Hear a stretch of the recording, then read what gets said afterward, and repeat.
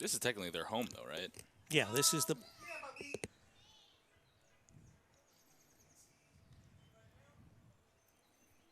And you'll go to the Campus Nation site and make sure that we are live.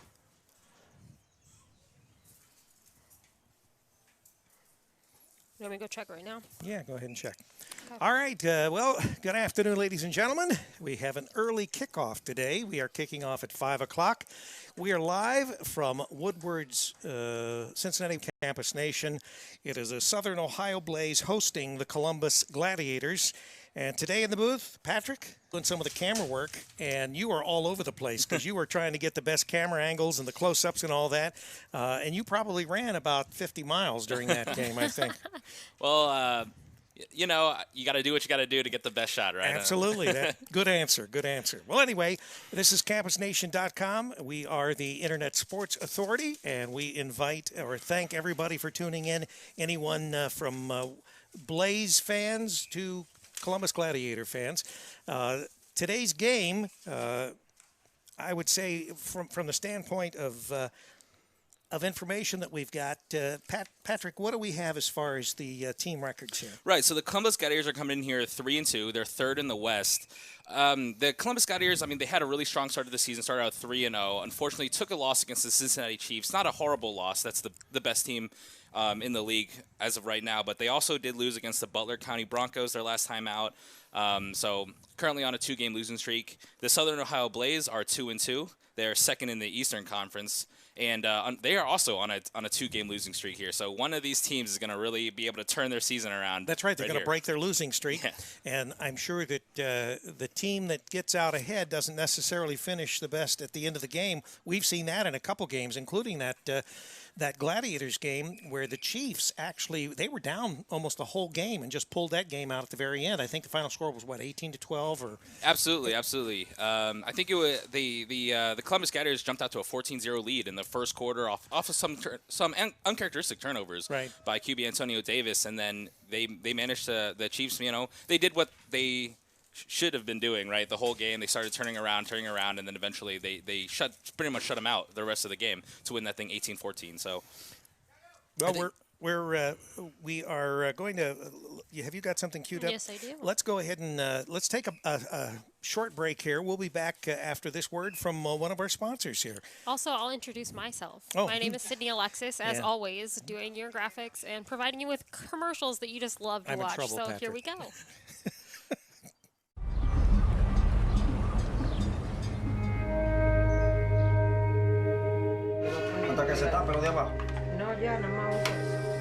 I was born in the Dominican Republic. I came here to the U.S. when I was 3 years old. In my culture, and I say this as a joke, but it's a reality, you either choose music or you choose baseball.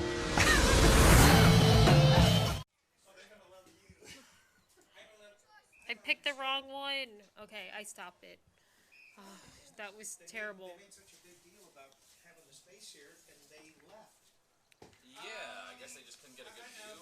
They're going to get somebody else. Okay, I'm putting on another commercial, so sorry about that to our fans. I'm starting another commercial because that one I wasn't supposed to play, sorry.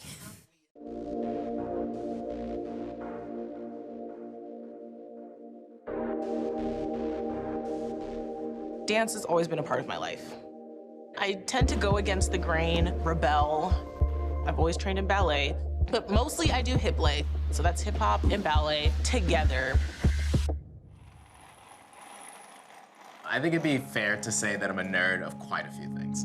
I'm a 7th grade reading teacher and poet, also in grad school. Anytime that I can find to write or read is awesome.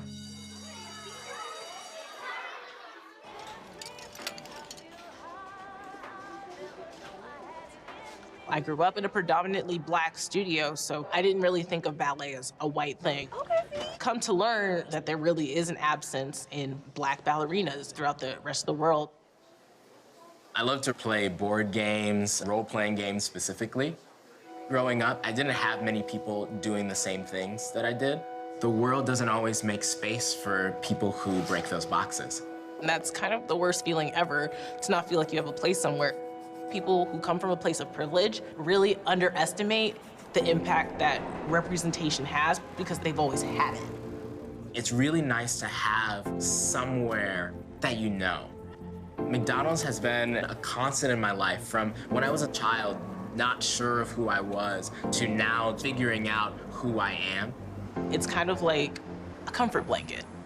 Being a performer on stage, you do have a certain amount of power over your audience. I learned hope by watching the women in my family dance. Marveled as they spun, swelled, and stretched themselves towards everything. And perhaps hope is a family heirloom. I was raised by brown women far too familiar with grief to busy their... Hip play, I feel like, is helping people relate to ballet. A lot of people of all races would comment and say, wow, if this was around when I danced, I would have kept dancing. Any success or movement that I get, any room that I get into, I'm asking myself, who's not in this room? Who didn't have the opportunity to be? And can I do something about that?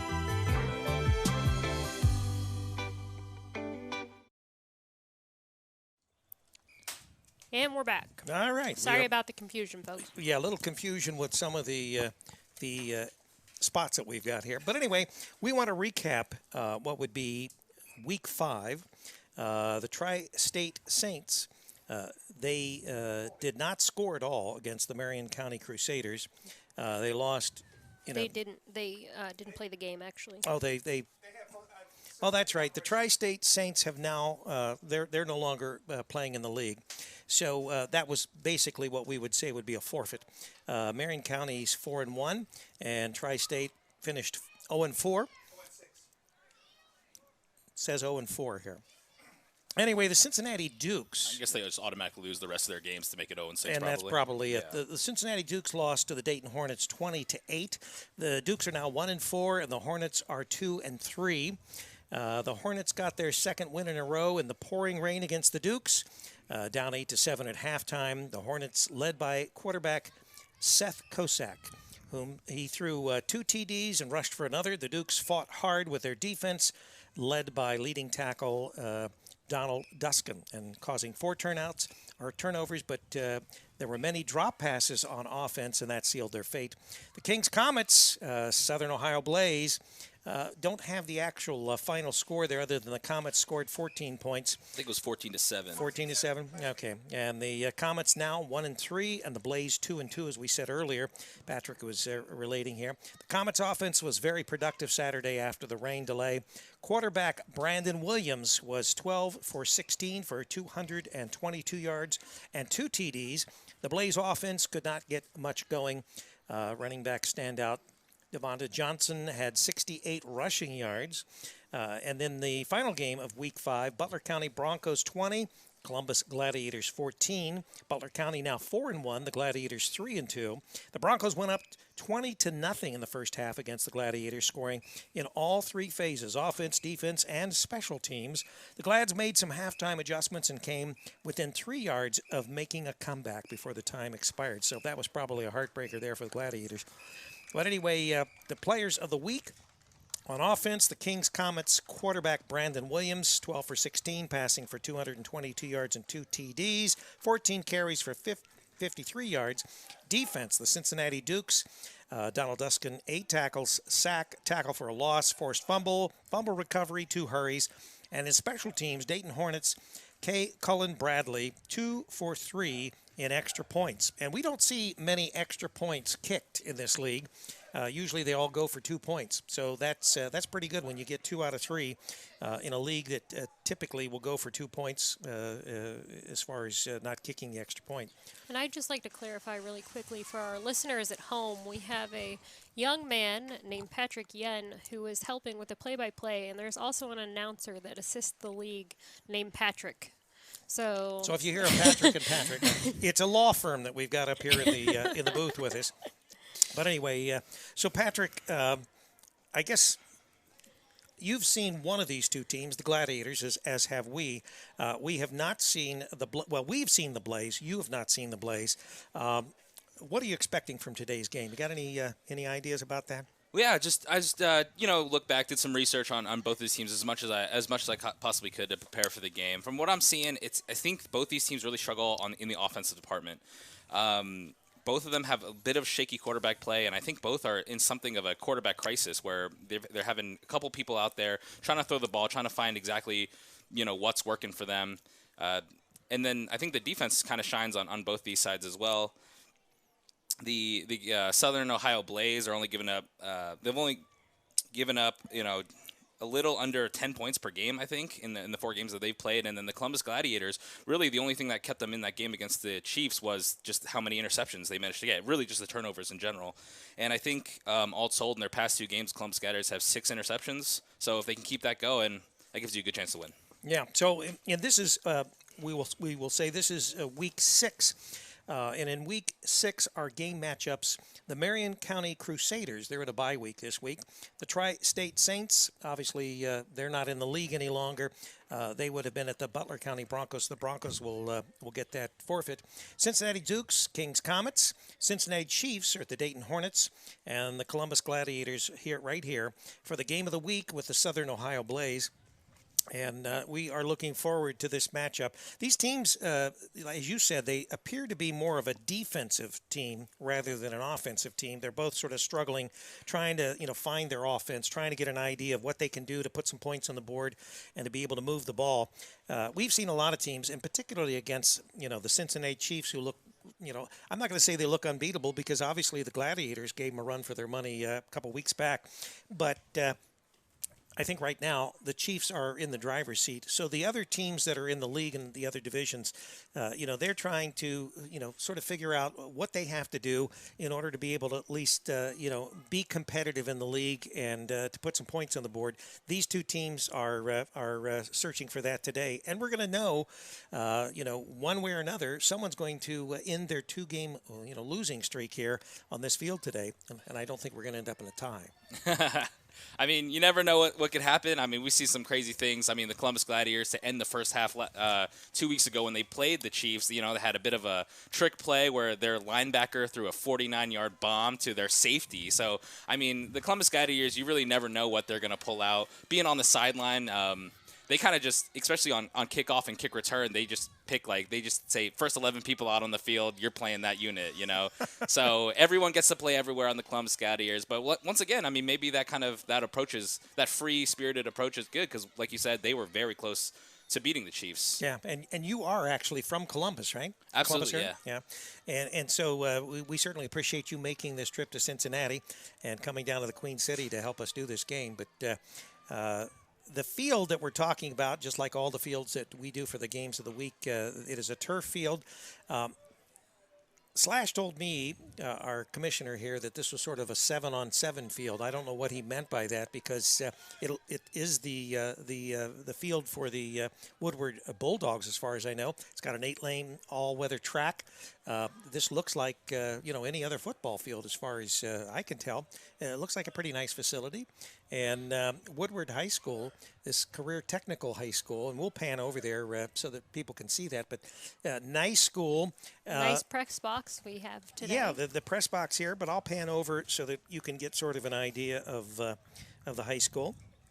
And we're not far from downtown Cincinnati, and just off Reading Road here in the Cincinnati area. For those of you that obviously are home to the Queen City or that have a good knowledge of this part of the state of Ohio.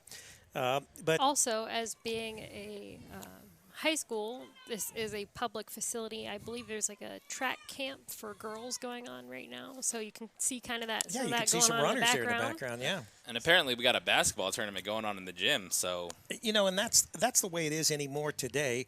It's 24/7, especially when it comes to sports programs. Young people are they're working during the summer. They're trying to to prepare for the next high school season or the next grade school season. If they're playing 8th grade football or whatever, a lot of those kids are out there and they're practicing for that. And I'm not really sure. I guess the young people that are out on the field as far as the track are younger people. They look like they're more maybe elementary or middle school age. That's right. I So don't believe so. they start early. That's the only way you're going to be successful. If you're going to be in any kind of sports anymore, you've got to start early. And these young people are out there doing that. So we commend them for their intestinal fortitude and the effort that they're putting forth there, because it certainly takes that. And we don't know exactly where we'll be for our game of the week next week. We will find out here, probably in the next few days. And just keep an eye on the Campus Nation website, and we'll Follow try us on Facebook. Yeah, we'll try to let you. Campus Nation at the Internet Sports Authority. Yeah, and you should see our static promo for next week, and it should show up around Tuesday on our Facebook page. So that usually then is the indication of who we're covering this next week. We've not been to Indianapolis yet. We've been up to Columbus. And, of course, primarily we do most of the games in Cincinnati because most of the teams are in Cincinnati. But you never know where we'll end up next. I don't know. One of our interns ended up in Toledo today. So yeah. There is another Woodward High School, for those of you who don't know, like myself, in Toledo, Ohio, apparently. And our intern went to that location instead of this one. So hi, Derek, if you're listening. Yeah. I think we're hoping some of the Columbus Gladiators players didn't go there because not a ton of people on that sideline over there as of right now. They're a little thin right now. So hopefully they are going to find their way down, and because we've only got like 9 minutes to the start of this game. So the Zebras are showing up, it appears, coming through the gates right now. Let's hear a word from our sponsors real quick. It's Zoom. And way too much money for your game video? Zoom has all the tools you need to analyze and exchange game video like the pros. We've been working with officials for years now, and due to our successful growth, I'd like to announce our new video analysis program for elite level football coaches. Hi, I'm Andy with Zoom, and while other companies have been raising prices, we've been creating a better solution for less money.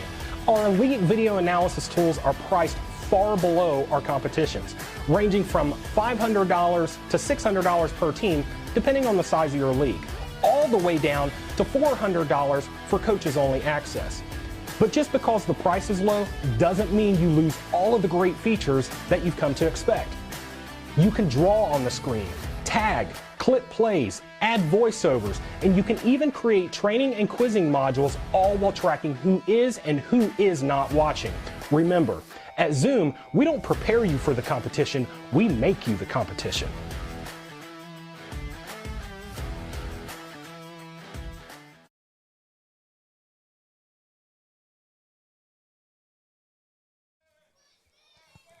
And we're back. All right, back at Woodward High School for this game of the week on Campus Nation, the Internet Sports Authority. And we are about 7.5 minutes away from kickoff here. Hopefully, the kickoff will. We've been kind of unlucky the last couple games that we've done. Kickoff has sort of been delayed for any number of reasons, but I think that looking at the Gladiators, Patrick, you and I were talking about the fact that it doesn't look like they brought anywhere near the team that they had, for instance, when they were in Columbus. Of course, that's their home area. So you'd expect that they might travel a little lighter, but they might want to borrow some of those young track athletes over there. They would probably be fast. Well, I'm not sure if you were here, but Patrick offered, if they were a little light, that he would go out and play with them. Oh, did he? Yeah. Oh, okay. Well, that's pretty good. You know, I played some football in my youth. Broke my wrist doing it, so I don't know. Now that I'm thinking about that, yeah, it might not be not such sure. a good idea. Protect the wrist. Now I know that our other Patrick that's here, that's the announcer here. He's got a few rings on his fingers from being in the Hall of Fame here, and I think the games that he played in. I know that I think that what he was telling me was he was in the PAFL at least for most of his career, but he's in the semi-pro Hall of Fame. So wow. Yeah. So we may get him on the air maybe at halftime, and he can, because he likes to talk about those days. You know, we've got a lot of players that like to talk about their sports exploits. Patrick is one of those. One of the other people that we have used on our broadcasts when we do college sports, Antonio Davis, AD, who is with he's quarterback of the Cincinnati Chiefs. He's been in the booth with us for several games, and he likes to come up and talk.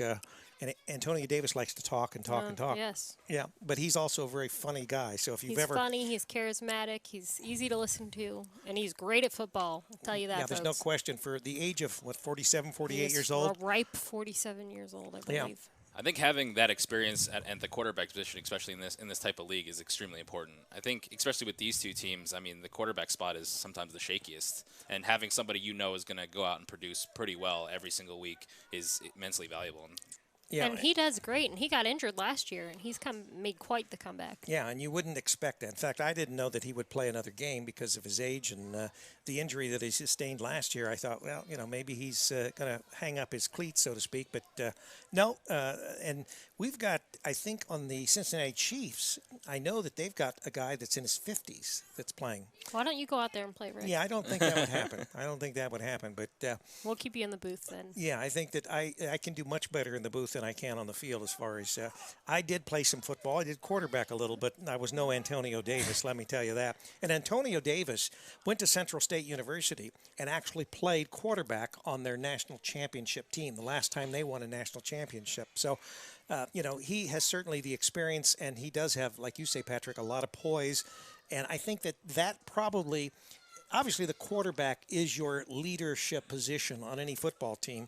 And I think that the fact that Antonio Davis has been able to stay with the Chiefs and he's been able to perform at the level that he's been able to perform, even getting up into his 40s, is the stability and the reason that you see the Cincinnati Chiefs, not the whole reason that they're successful, but one of the certainly the telling factors as far as that kind of stability at quarterback. It's something that you can always go to and you know it's there. And he's mobile. He's really fast. Once again, for his age, he gets around when he has to get out of the pocket. So it'll be interesting to see today, since we are talking about two struggling offenses. If either one of these can break out and maybe have a great offensive game here today. And one of them is going to break that two-game losing streak. Yeah, absolutely. With the Southern Ohio Blaze, I think, researching back into their last game against the Kings Comets, I think they only had 4 total completions from their 2 quarterbacks out there. I'm sure they want to improve on that. And I really think the key player is going to be their running back, Devonta Johnson, currently averaging 7.5 yards per carry, but he's only getting 10 carries per game. So I wonder if they're going to try to lean on him a lot more this game. Especially, they might have the ability to tire these Columbus Gladiators out because they're seems to be, maybe they're thin. A lot less of them. Yeah, they're thin. So there may be a couple players that will be playing, as we said, both ways. You normally see that, especially in high school, maybe in the small schools, where they just don't have enough bodies that they can put out there so that they can present 2 11-man rosters on either side of the ball. But the Zebras are out there, and they look like they're out there act together. So There might be more zebras than players right now. yeah, well, we've got the necessary number of stripes, and I know the Southern Ohio Blaze. They are ready to go. They are excited. We had some activity here in the press box, getting some names so that we make sure that on the Columbus side we pronounce the name of which player. James Benvenuti, not Benvenuti, not Benny Benvenuti. Yeah. Benvenuti, not Benny Footy as we had on here before. And he did clarify he is not, to his knowledge, Italian, but it certainly sounds Italian to me. So are we ready to go, Patrick? I guess we're not ready I think to go. looks like We're kickoff gonna got wait delayed. another 5 minutes, I think. 10 minutes. 10 after 5. 10 after 5 will be kickoff. Okay. Are we having problems with getting the team? I guess the other team needs to warm up or Okay. whatnot. All right. So Columbus. Once again, I don't know whether they're waiting on some additional players to come in. They're probably en route, so we will. As we've mentioned before on broadcast, these players also have other jobs. Yeah, real they jobs. They do this right? for the love of the game and Right. the sport. Right. So they have their own full-time paying jobs, and some of them have multiple jobs, and Right. including the commissioner / busy guy. The other thing that we remind everyone when we're talking about these players, because they are, we'll say, still amateur in that sense, they still can possibly have eligibility as far as college. They certainly could be looked at the NFL or the Canadian Football League. So there's always additional possibilities that either through our broadcasts or just from film that may be provided by people that are here in the stands, that post to Facebook, or do a Facebook Live, these players are, looking at, perhaps even moving on to bigger and better things off the semi-pro circuit here. We are at the 50-yard line, and they are looking like they're going to do a coin toss.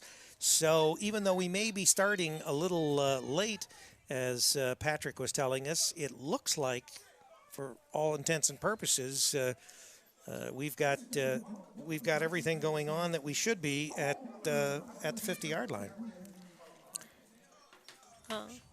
All right, let's go ahead and go to commercial. We'll be right back. This is Campus Nation.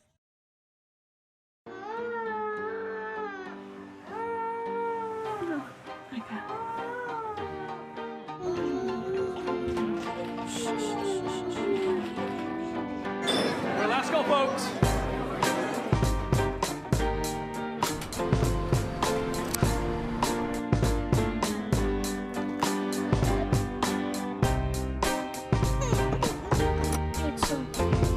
Oh, guys, I think it'd be a really good time.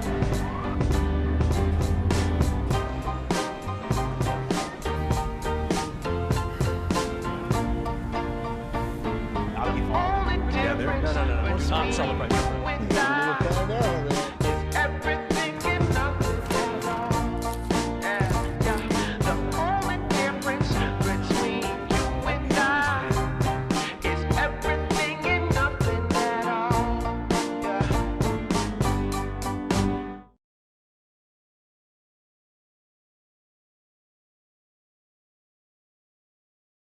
Of who's kicking, who's returning, right?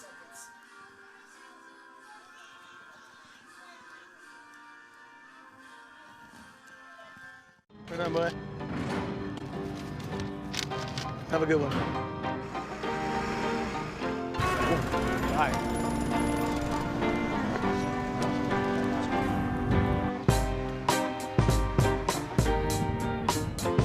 It's okay.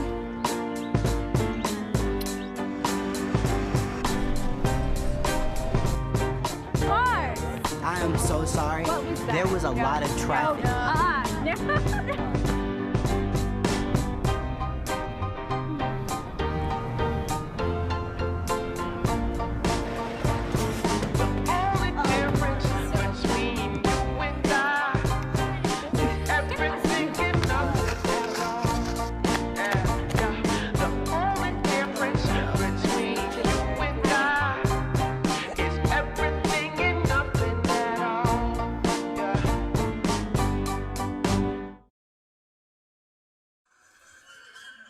And we are back. All right, we're back here on campusnation.com, your internet sports authority. And Patrick and I are going to be calling this game. Patrick doing the play-by-play. I'm adding a little bit of color. And Sydney Alexis will be doing our switching. We'll be working the cameras, adding our commercials, and taking care of basically everything that Patrick and I aren't going to be doing, because we don't do a lot, do we, Patrick? No, we just sit up here and move our lips. Also, a warm happy birthday to our CEO, owner, and founder of Campus Nation, Richard Phillips, everybody. Oh, yeah. 66 big years and better old. than ever. You don't look a day over 67, babe. Oh, thanks there. I appreciate that, Sydney. Appreciate it. Well, anyway, I did have my cake, and I ate it, and I had some ice cream, too. You've had ice cream multiple times today. So solid day so far, and hopefully it's only going to get better, right? Yeah, we had lunch, not at Montgomery Inn, but in Montgomery at Deshays. And for any of you that are familiar with that restaurant, very nice restaurant, very good food, and some great dessert, which was free. It's always better when it's free. Absolutely. Yeah. So I've had the birthday cake, and it was actually hot fudge cake with a lot ice of cream and chocolate syrup or something. Yeah, pretty good. So we're not sure who won the coin toss. We're not sure who's kicking off or who's receiving. I guess we'll know when they actually come on the field here. A lot of times, unfortunately, the Zebras don't really remember that we're broadcasting this, so they don't give us any indication, or not much of an indication of those kinds of things. But anyway, we will know here shortly, because this game will get underway hopefully within the next few minutes.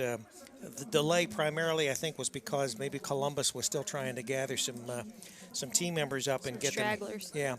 Yeah, and Cincinnati, like Columbus, can get some pretty. The traffic can get terrible. That's right. Traffic can really be bad coming down the interstates, whether it's 75 or 71. Most of them probably coming out of Columbus at down 71.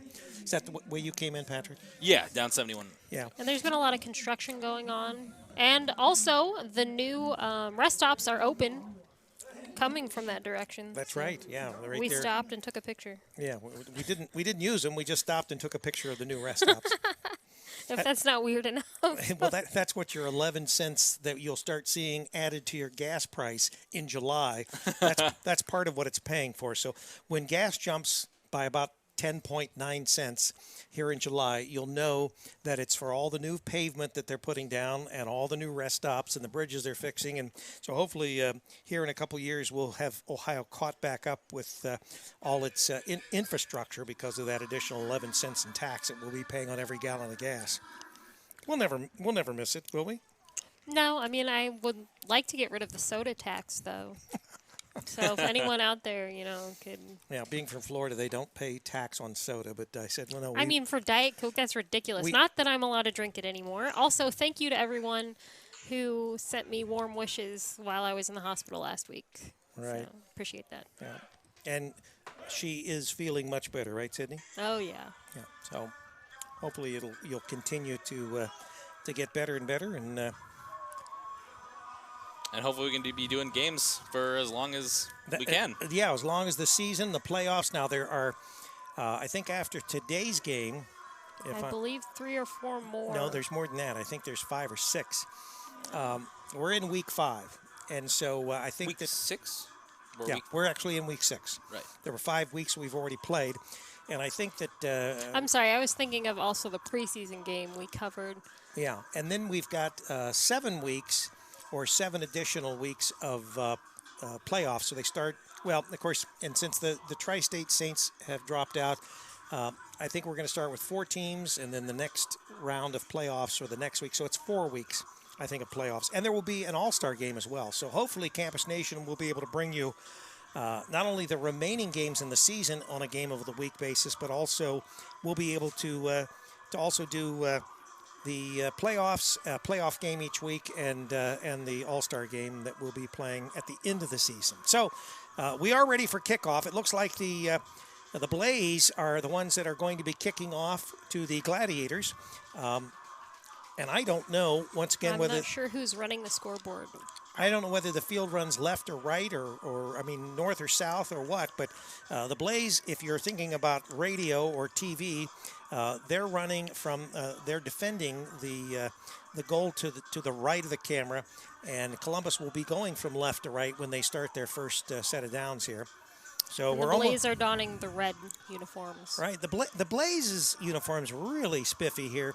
They got a bright red. They've got a bright yellow. The numerals and the pants are white, and then the Columbus Gladiators. I think that they have a touch of purple on their numerals, and they've got black with. I think that's a silver. Is that a black? What color helmet is that? Black or is it purple? It's hard to really tell from here. Seemed like black when I was down on the sidelines before, but definitely could be different. But I wonder if this means the Chiefs, won the toss because you mean the Blaze. Or the Blaze. Excuse me. They have the Chiefs the Kansas City Chiefs colors, and they do look like the Chiefs as far as in some of the colors here. However, I do like these uniforms because they're very easy to read. Yeah. Yeah, I wonder if the Blaze end up winning the toss because we talked about how both their offenses are are in a bit of a struggle. So I wonder if they want to they want to kick off and they want to play defense against what is not the best unit out here on the Gladiator side. But well, that's a good point, and I guess we will sort of get an idea here. But we're having a good they're making return some moves right now already, and that's a great return that's just to some start great it off. Yardage. It should be noted that we're talking about how many players the Gladiators are missing. The Blaze are actually missing their starting kicker. I believe Jesse Weidger, I believe is his last name. And we talked about how a lot of these teams don't have a kicking game, but he was actually one of the better kickers in the league. A couple extra points, a couple field goals made even, and it was a bit of a short kickoff. I wonder if normally he's the one who takes care of that for them. Yeah, because that was sort of a short kickoff there. But yeah, we're going to have the Columbus Gladiators. They get to start in enemy territory right off the bat. And if you're having a struggling offense, you couldn't ask for a better start. No, this is perfect field position for them. So they're going to come out. They're going to come out in shotgun here, 3 wide to the right, and one to the left. One man offset in the backfield, and they're going to get short little toss to number 4.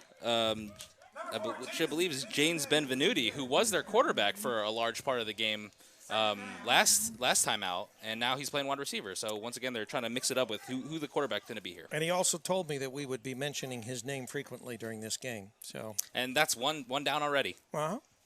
Yeah, like I said, I mean, this Columbus Gladiators, I think there's a lot of athletes on this team. You know, maybe not the most strictest of positions, but a lot of guys who can play a lot of different spots, and especially when, you know, when they're shorthanded as they are, they're going to need a lot of people to be versatile here.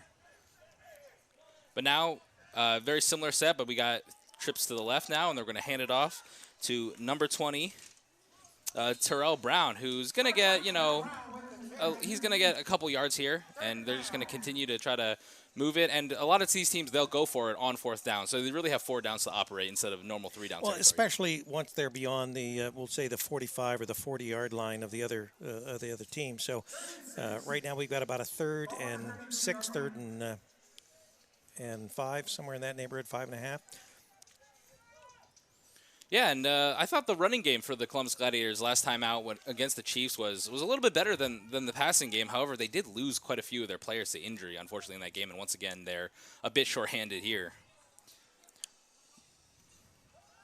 They pass? And looks like they're going to drop back for a pass. I believe it's number 15, Victor Graham, who's going to go way deep, but unfortunately it's going to kind of go over everybody's head there. A bit of a wild pass, just trying to get something off there. But we're at 4th down now, but once again, you know, there's going to be no kicking, not a lot of kicking in this game, and they're going to be going for it here.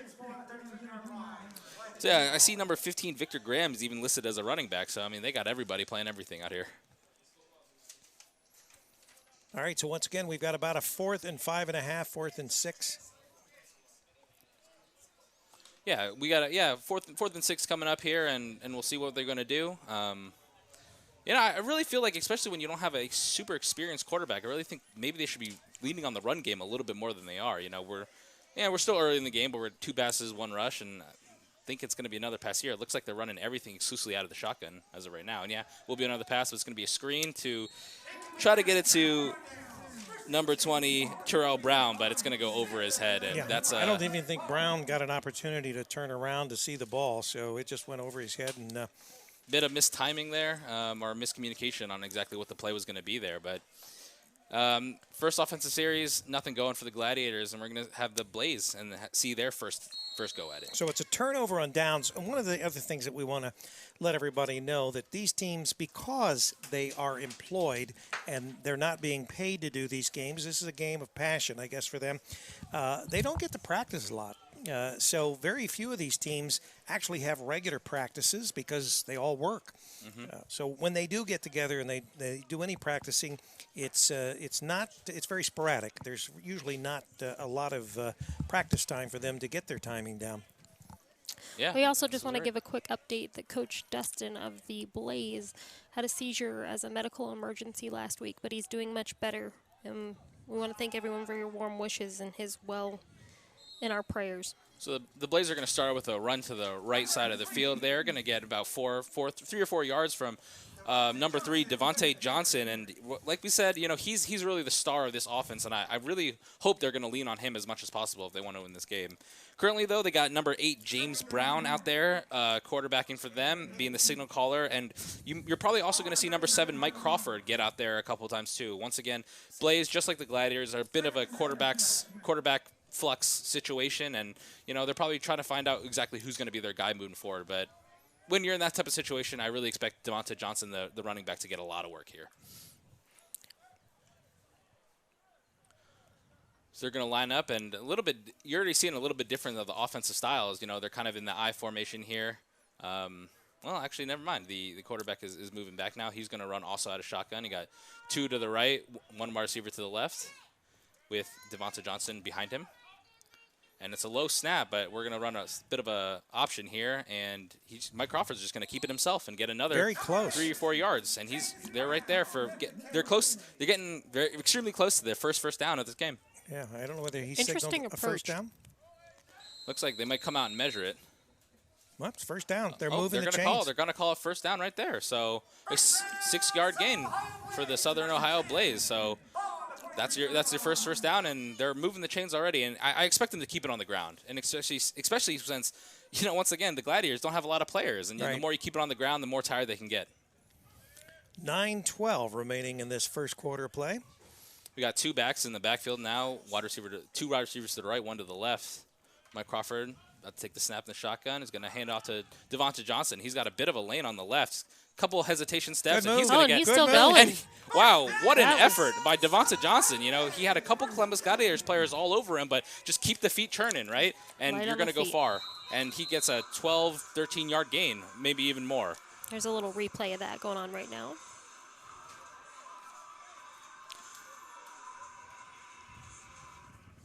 And Devonta Johnson definitely, standout player on this team. Week 1, I believe he had over 100 yards rushing. It's not too super common, I think, in this league to get over 100 yards in rushing or receiving. And you're already showing why he could really be the game breaker in this game. Same formation as last time. 2 wide receivers to the right, 1 to the left. Two running backs split back. And Mike Crawford. Oh, and a bit of a false start already by number 89 there on the Blaze. And once again, communication, it's hard, right? When you don't get to practice very often, you're probably not running a lot of game scenarios. It can be extremely hard to get everything down like this. And really, we haven't had any penalties other than this penalty here to start this game. So, some of them we're just plagued with penalties thus far. For these first few minutes of the game, we've only had this penalty. Yeah, and we only got halfway down through the first quarter, so hopefully it can continue to be a pretty penalty-less game. Yeah. We're going to run it, same thing here. Another penalty. I think commentators curse a little bit, right? Knock on wood. Unfortunately, but it looks like they're going to be moving back again. Another false start by the offensive line this time here. And so now, you call a different play. It's unfortunate because they had such good momentum going into this. They had 2 straight first downs. Devonta Johnson kind of running wild, and now you're backed up 20 yards here. You got a 1st and 20. Well, let's see if they can get some of that back. It is a 1st and 20, so they don't have to get it all back at the good news is it is still the very start of the game, so there's still plenty of time for. Absolutely, and from what we were talking about the Gladiators, they had a game where they were down 20-0 in the first half, almost came back, and then they were up 14-0 in a game and managed to, and then end up losing that one. So leads change a lot. You're going to have the first pass for the Blaze going down here, and unfortunately could not get it complete. It was in the receiver's hands, and unfortunately, he had to stretch out a little bit for it. Maybe was getting a little bit scared of contact. He was in the middle of the field and ends up dropping that one. Yeah, sometimes when your quarterback sort of hangs you out to dry, you can hear those footsteps, and absolutely. And like we said, these people do have families or jobs to go back to in a couple days, and breaking a leg or an arm is probably not super conducive to that. No, that would not. That wouldn't be the best time. But yeah, they seem to really like going out of the formation. They're going to pass again, go down to the middle, almost the identical play, and this time it's going to work, and they're going to get extremely close to the first down. If not, that's a 19, 20-yard gain right there. And, quarterbacking play looks okay so far, but once again, it is still early. Well, we definitely have seen a little bit more of positive activity on the point of the Blaze. So in this first, set of downs for them, they've been certainly more productive in making their way down the field. Absolutely. We had like we were talking about, had such a great start for the Columbus Gladiators with a great return, and then you go 3 and out, and now you have the Blaze who are moving the ball with little difficulty, and it might be rough for the Gladiators. I don't know how many of these players are actual defensive players who are their normal defensive starters. But once again, we got two running backs split back, and the snap is extremely low there. I wonder if they're going to see if there's going to be a free play. But that is a big I heard hit that from up here. That sounded like it hurt. By number 2 on the Gladiators, I believe that is Calvin Tyler, who is a linebacker, and he really lives up to his position right there, delivering a crushing blow to the receiver. Yeah, that was loud. Oh, that line got backed. I'll tell you that one. Yeah, I'm wondering what the ref's going to call here. If that was it was the free play, if they managed to get the defense to jump off sides. And I guess we'll see what the ref calls. Looks like we're gonna. Looks like we're moving up. So I think they're just going to take the 5 yards then on the offsides. So we got a first down. Yeah, and we got another first down, and they're moving the chains here. It's got to be a little discouraging. You know, you lay such a good hit out, and then it kind of gets negated out by a penalty. But I mean, smart to. I'm assuming they're changing the cadence of the snaps here from the quarterback, and smart play on them to get them off sides. Yeah, we're gonna almost identical formation. 2 wide receivers to the left, 1 to the right, 2 split backs in the backfield, taking it in shotgun. And this time we're going to hand it off to Devonta Johnson after a fake. And he's going to, once again, just run his way right there. And get another big gain, double-digit yard gain. And I think they're going to be seeing a lot of this. And really, there's no reason not to, right? Why would you change it up? As long as if it ain't broke, don't fix it. Yeah, if Columbus cannot stop you, you just keep running it down their throat. Absolutely. You know, just give a – they're not necessarily running them just straight up. They're doing a little bit of trickery, and it seems to be working extremely well. You know, like we said, Devonta Johnson averaging 7.5 yards per carry. I mean, he's well over that already. It's still early on, but we're in the red zone here for the Southern Ohio Blaze. First team in the red zone. Yep. Same formation, except we're going to have the wide receivers to the right this time. Devonta Johnson on the left. That's really the guy to watch. And we'll see what they're going to do. You know, Columbus Gladiators coming out. It looks like in a 4-3 defense, although they have the 2 defensive ends are staying up. But they're actually going to go deep on this one, and they're going to break that one up. The defensive backs on the Columbus Gladiators are really kind of the star of the defense of the Columbus Gladiators. You know, we talked about how good Antonio Davis is. They did manage to pick him off 4 times when they played him, and then they got another 2 interceptions last game. So it could be very dangerous to throw the ball against these guys. Especially Adrian Barrett and James Fields, you know, they're both coming into this game with 2 interceptions apiece, and they've had 1 each of their last 2 games. So I'm assuming they're going to want to try to keep that up as much as possible. All right, so we have a 2nd and 10 here. 3:08 remaining in this first quarter of play. Also, just to clarify for the folks at home, these are family events. There are some children in the stands blowing bubbles. Your eyes are not deceiving you. There are bubbles coming across the screen occasionally. And we're going to get another pass here. We're going to go right down the middle, and that's a great catch and way to hang on in traffic. Like we talked about, you know, going over the middle can be extremely scary. That's going to be a great grab by Eric Morton. And, you know, they move the chains once again. And we are extremely close. We're knocking on the door here. Yeah, the Blaze are moving. They're on the move. You talked about the offense for the Blaze, but maybe, you know, they moved away from Mike Crawford. They're going with James Brown, and it's looking pretty solid so far. Maybe this is a new Blaze from what anyone's seen before. But now we're going to split 3 wideouts to the left, 1 to the right. Devonta James in the backfield behind his quarterback, Mike Crawford. And that's 2 straight throwing plays, so they're mixing it up. You know, it seems like they could have just kept pounding with Devonta James if they wanted to, but they're mixing up, keeping him honest. They're going to a little bit of option here. They're going to toss out Devonta James. He's going to go towards the sideline. He's going to barrel his way in there, and he just puts his shoulder down. He just puts his shoulder down and just runs over the defender there. And once again, this offense has looked really good to start. That was an impressive drive. Very. Extremely impressive. You know, even with getting 2 penalties to go all the way back to 1st and 20, didn't phase them much at all, and they managed to go all the way down the field, taking it from about their 25 or 30-yard line, and they have put together a really good drive to score. And like we said, you know, a lot of going for 2, and I think especially with their starting kicker out, that's what they'll be doing here.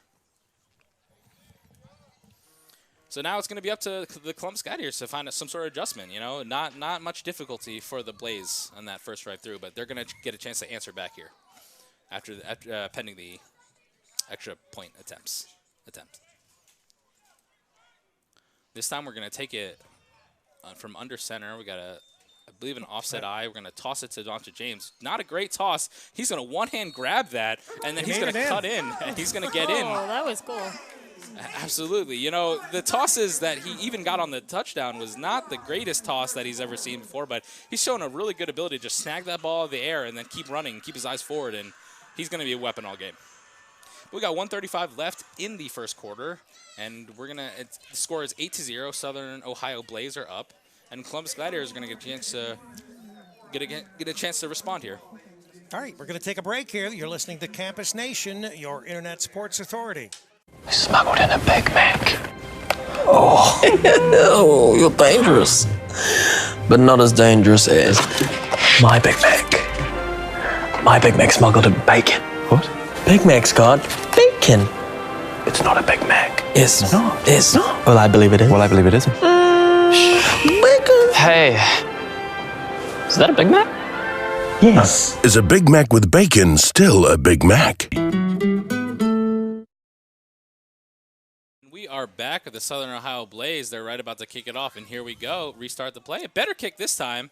They're gonna take it back, and we're gonna see another return. We're gonna see if they can get quite as much yardage as they did last time, but nothing doing. And they're gonna not advance the ball, maybe five or so yards, and they're gonna take it. They're gonna start this drive at the 35 of their own half this time instead of the 35 of their half, of the Blazes half. So 3 and out last time out, and we're gonna see what they're gonna be able to manage up here. Yeah, I'm not going to say this is make or break, but obviously the pressure is now on the Gladiators. They want to answer, put some points on the board, and this is going to be an important drive for them. Especially when you saw, how easily the Blaze scored, and obviously, so much time to turn around. Nothing's doom or gloom quite yet, but you do want to make your defense feel a little less pressure to stop them every single time by getting some points on the board here. Now it looks like they're going to go into an I formation. They're going to take it under center, which is pretty rare for both of these teams so far, but trying to get a bit of a different look, and they're going to toss it out to number 4, James Bienvenuti, and he's going to get a solid run there, 5 yards. And I think keeping it on the ground is the key for the Gladiators this time around, especially not having maybe their normal quarterback out here. Mr. Benvenuti visited us in the press box earlier and let us know he is not Italian. Right, not Italian. So we've got, a 2nd and 5? 2nd and 6. 2nd and 6. So, this is about how far they got last time, unfortunately, in their other drive. They managed about 4 or 5 yards and then, couldn't get much done after that. But we'll see if they can build upon what they're doing. It's not about how you start, it's how you finish, I guess. That is true. Looks like we're going to run it. Very similar formation. 1 wide out to the right. We're going to heavy on the right side. We're going to I formation. We're going to just straight handoff to Benvenuti again, and this time not going to get really anywhere with that one. Maybe possibly losing yardage on that one, actually. And now you got 3rd and a bit long. Once again, though, you're 4 down. You're always in 4 down territory. What do you think they should do here? What are you thinking? You thinking they're going to try to air it out or maybe take another run, try to get short yardage? I think I would try, maybe some kind of a slant play. I think they're going to have to pass. I don't think that a running play worked for them, certainly in the 2nd down there. So I think that the Blaze are going to be camping on trying to stop the run. So maybe a real quick pass, quick release would be what they need. They could pick up some yardage. And honestly, given the way that the Gladiators lined up, I think you're absolutely right. We're back to 4 wideouts, 3 on the right, 1 on the left, and yep, they're looking for something here. Unfortunately, there's a lot of pressure, but the quarterback's going to be able to scramble out, and he throws an interception, and it was almost and a great going play, for it. and he's going to score here. And he is going for the touchdown. And we got a little bit of the showboating that you'd like to see. He high steps his way and then falls into the end zone, and the Southern Ohio Blaze are taking a massive lead at the end of the 1st quarter here. So that's true. The 1st quarter has ended, and we will stay here because there will be at least an extra point or 2-point attempt here. And you hope that the Gladiators don't get too down on themselves. Obviously not the start they wanted to have, but like we said, they were down 20-0 in the 1st half against the Butler County Broncos last game out, and now and then they almost came back there. So you always got to have heart.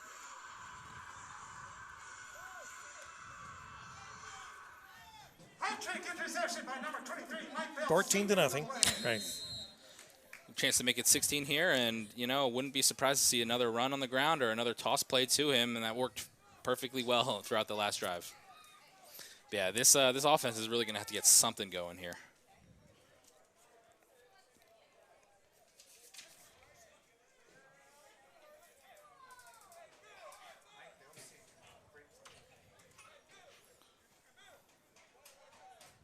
So we're going to line up here. Devonta Johnson to the left of the quarterback in shotgun, 2 wideouts on either side.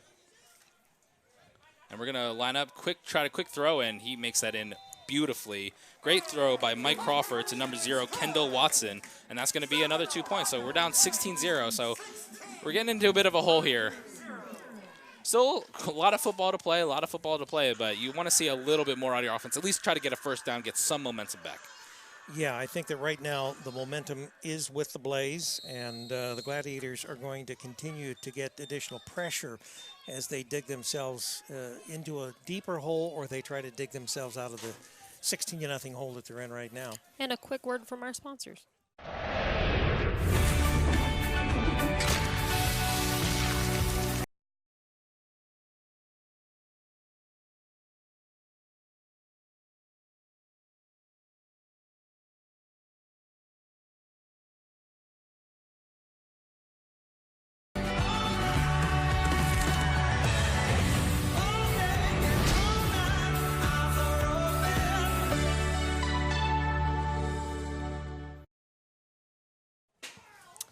And we're back. Looks like we have switched sides of the field at the quarter here.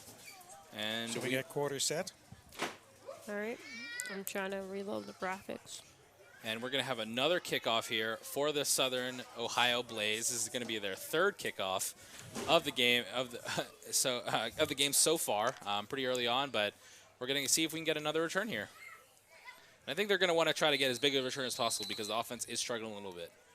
Yeah, it would be nice to get some good field position. But, you know, with each kick, the Southern Ohio Blaze kicker is getting better and better. And we're going to have a bit of a return here, try to go up along the right sideline. Couldn't make it far. And we're going to start about where we started last time, 31, 32-yard line here for their offense. And yeah, it's a shame. I think, the quarterback that they wanted to go with, for this game for the Gladiators was number 9, Ben Kershaw. And I don't know if he's even out there, which is most likely why they're trying Victor Graham out in the spot. And he doesn't look extremely comfortable throwing the ball. I don't think he's made a completion quite yet.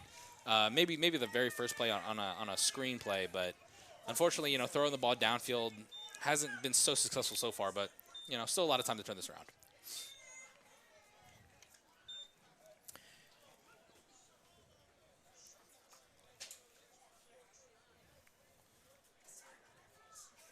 Bit of discussion from the Gladiators, and we've seen their ability to turn games around, like they did last week against the Broncos, and hopefully they can get that started right here so we can get a good competitive game. So it's we got 14:47 remaining in the second quarter now, 16-0. The Blaze on top of the Gladiators, and the Gladiators are going to start their third offensive series, and still without a first down, and they're going to be hoping to change that, of course.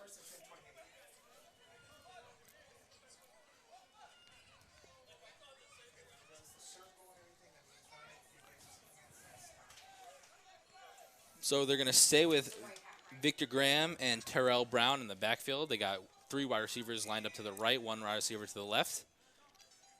And they're going to hand this one off to Terrell Brown. He's going to go right up the middle after a little bit of hesitation. And, he's going to be mad, but he's going to keep his feet moving and get at least a couple yards. It could have been a lot worse, to be honest. He's in positive territory. He picked up, looked like 2-3 yards. And that's not bad at all. It's a foundation to build off of. And, yeah, I think the leading yard getter for the Columbus Gladiator team has been James Benvenuti. So I'm wondering if they really want to try to get the ball in his hands whichever way they can. Well, really, thus far, it seems like he's been the only player that's really been able to move the ball forward. Yeah, absolutely. And, we're going to see him. He's going to be the wide receiver on the left side, closer to the middle of the field. And once again, we're going to have Victor Graham and Terrell Brown back there. And we're going to see what they try to go with here. Looking to pass. Loads up on the right side. Gets it on the sideline. And I think they're waving that one off. Then he was out of bounds. Unfortunate. That could have been, one of their better completions and finally moving the chains. But unfortunately, he's going to be out of bounds there. The defender's going to knock him out. And it's going to be 3rd and 8. So no need to panic. You still got 2 yards, but I really, like you said, I really feel like they want to try to get something in the passing game going, try to make them respected at the very And the least. other thing, we talked about 4 downs. I think their position where they are right now would mean they'd have to punt. I don't think if they're not successful with getting the first down here, I don't think they're going to try a 4th down play and then end up turning the ball back over to the Blaze with the Blaze up 16-0 and then being in Gladiators territory. Hopefully, their normal punter is out there. Once again, this Columbus Gladiator team can't forget that they're playing extremely shorthanded. I don't even know if they have 22 people here. But we're gonna go, and he's gonna be wide open. So great completion. He's gonna get extremely close, if not get it. I think he's got the first down. And that's extremely encouraging if you're the Gladiators. Finally get to move the chains. Finally get a complete pass going. And they are moving. And here we go. Gladiators hoping to get something. Hopefully that gets them going. The motor running.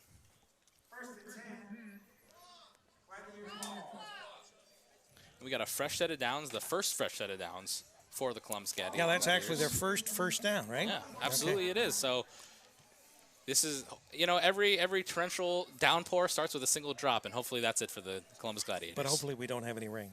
Absolutely. We had some rain last time against the Chiefs, and it was not pleasant. It's also a bit windy out here. I wonder if that's affecting the passing game at all, but they're going to run a bit of a draw play, and it's going to go nowhere. But there is a flag on the field, so. Could be a face mask, could be. You're hoping for something if you're the Columbus Gladiators offense, because that draw did not work. We'll wait for the ref signal here.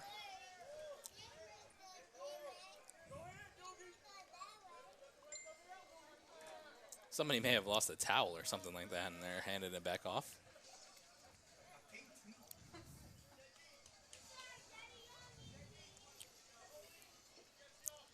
It happens.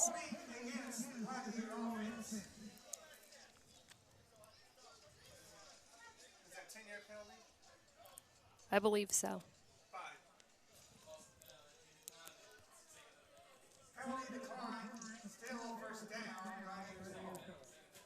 So it looks like there was a penalty, but it was on the Gladiators. The Blaze will decline it. They're going to elect to take the down, and they lost yardage anyways. So, easy decision there. They pretty much lost 5 yards anyways.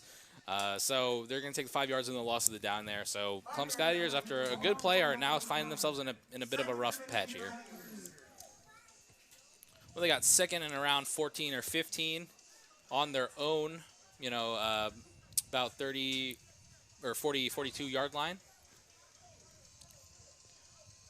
Graham and Brown in the backfield again. We got 3 wide receivers to the right, 1 to the left.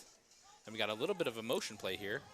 Number 4, James Benvenuti, is going to motion now. He's down to the left.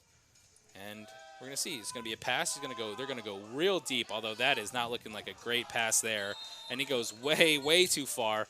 Number 23 on the Blaze, which is Mike Bell Sr., who is a really, really great defensive back for the Blaze.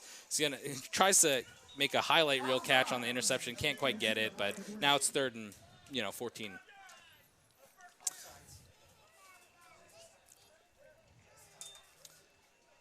Yeah, I'm glad that they're trying to keep the defense honest with the long ball, but I'm not totally sure that Victor Graham looks super comfortable throwing it. No, it doesn't appear that. Because unfortunately, that one wasn't even close. Intended receiver was Jamar Yates, number 10. But it's 2nd and 8. I think there was an offside, so maybe that's why he went deep for it. It was a free broken play there, right. And they're going to move it up. So, despite the fact that we didn't start with too many penalties, they're starting to build up a little bit now. But hopefully, we didn't curse them or jinx them. I'm going to blame it on you. But we have a timeout. Looks like the Gladiators are going to call a timeout here.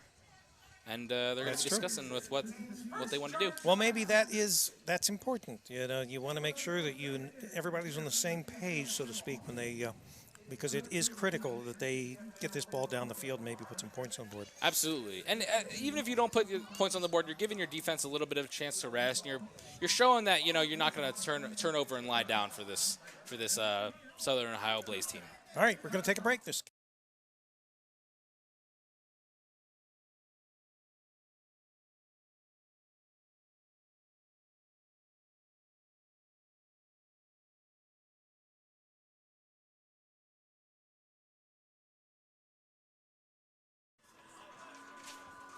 hold on. I got to put on. Sorry, y'all. I have to start another commercial because that one wasn't working. Seeing McDonald's new $1, $2, $3 menu. Can I have a they never feed you at those things meal, please? I'm starving. Please be candy. Please be candy. Earrings. Darn it. So you said 5 cheeseburgers and 5 McChicken for $1 each? Yes, exactly. Thanks. I'm back. Okay, what did I miss? Absolutely nothing. Oh, figures. And we are back with the Gladiators at 2nd and 8, and they're going to have a chance to continue moving the ball here, and they're going to look to pass, fake a screen, and they're going to go right to the Terrell Brown, but he's going to lose yardage again. This Blaze defense is swarming, and they don't fall for a lot of tricks. You know, they've tried a couple of draw plays, caught a couple of fakes, but they're swarming the ball, and that's another loss. And I think that they also have some confidence with a 16-0 lead. They can afford to take a few risks, you know, and make some plays that normally they might be a little too cautious. This time they're not doing that because they've got this lead. Yeah, absolutely. So it's going to be a 3rd and long, 3rd and 10 situation here to try to convert for the Columbus Gladiators, and we're going to see what they're going to try out here.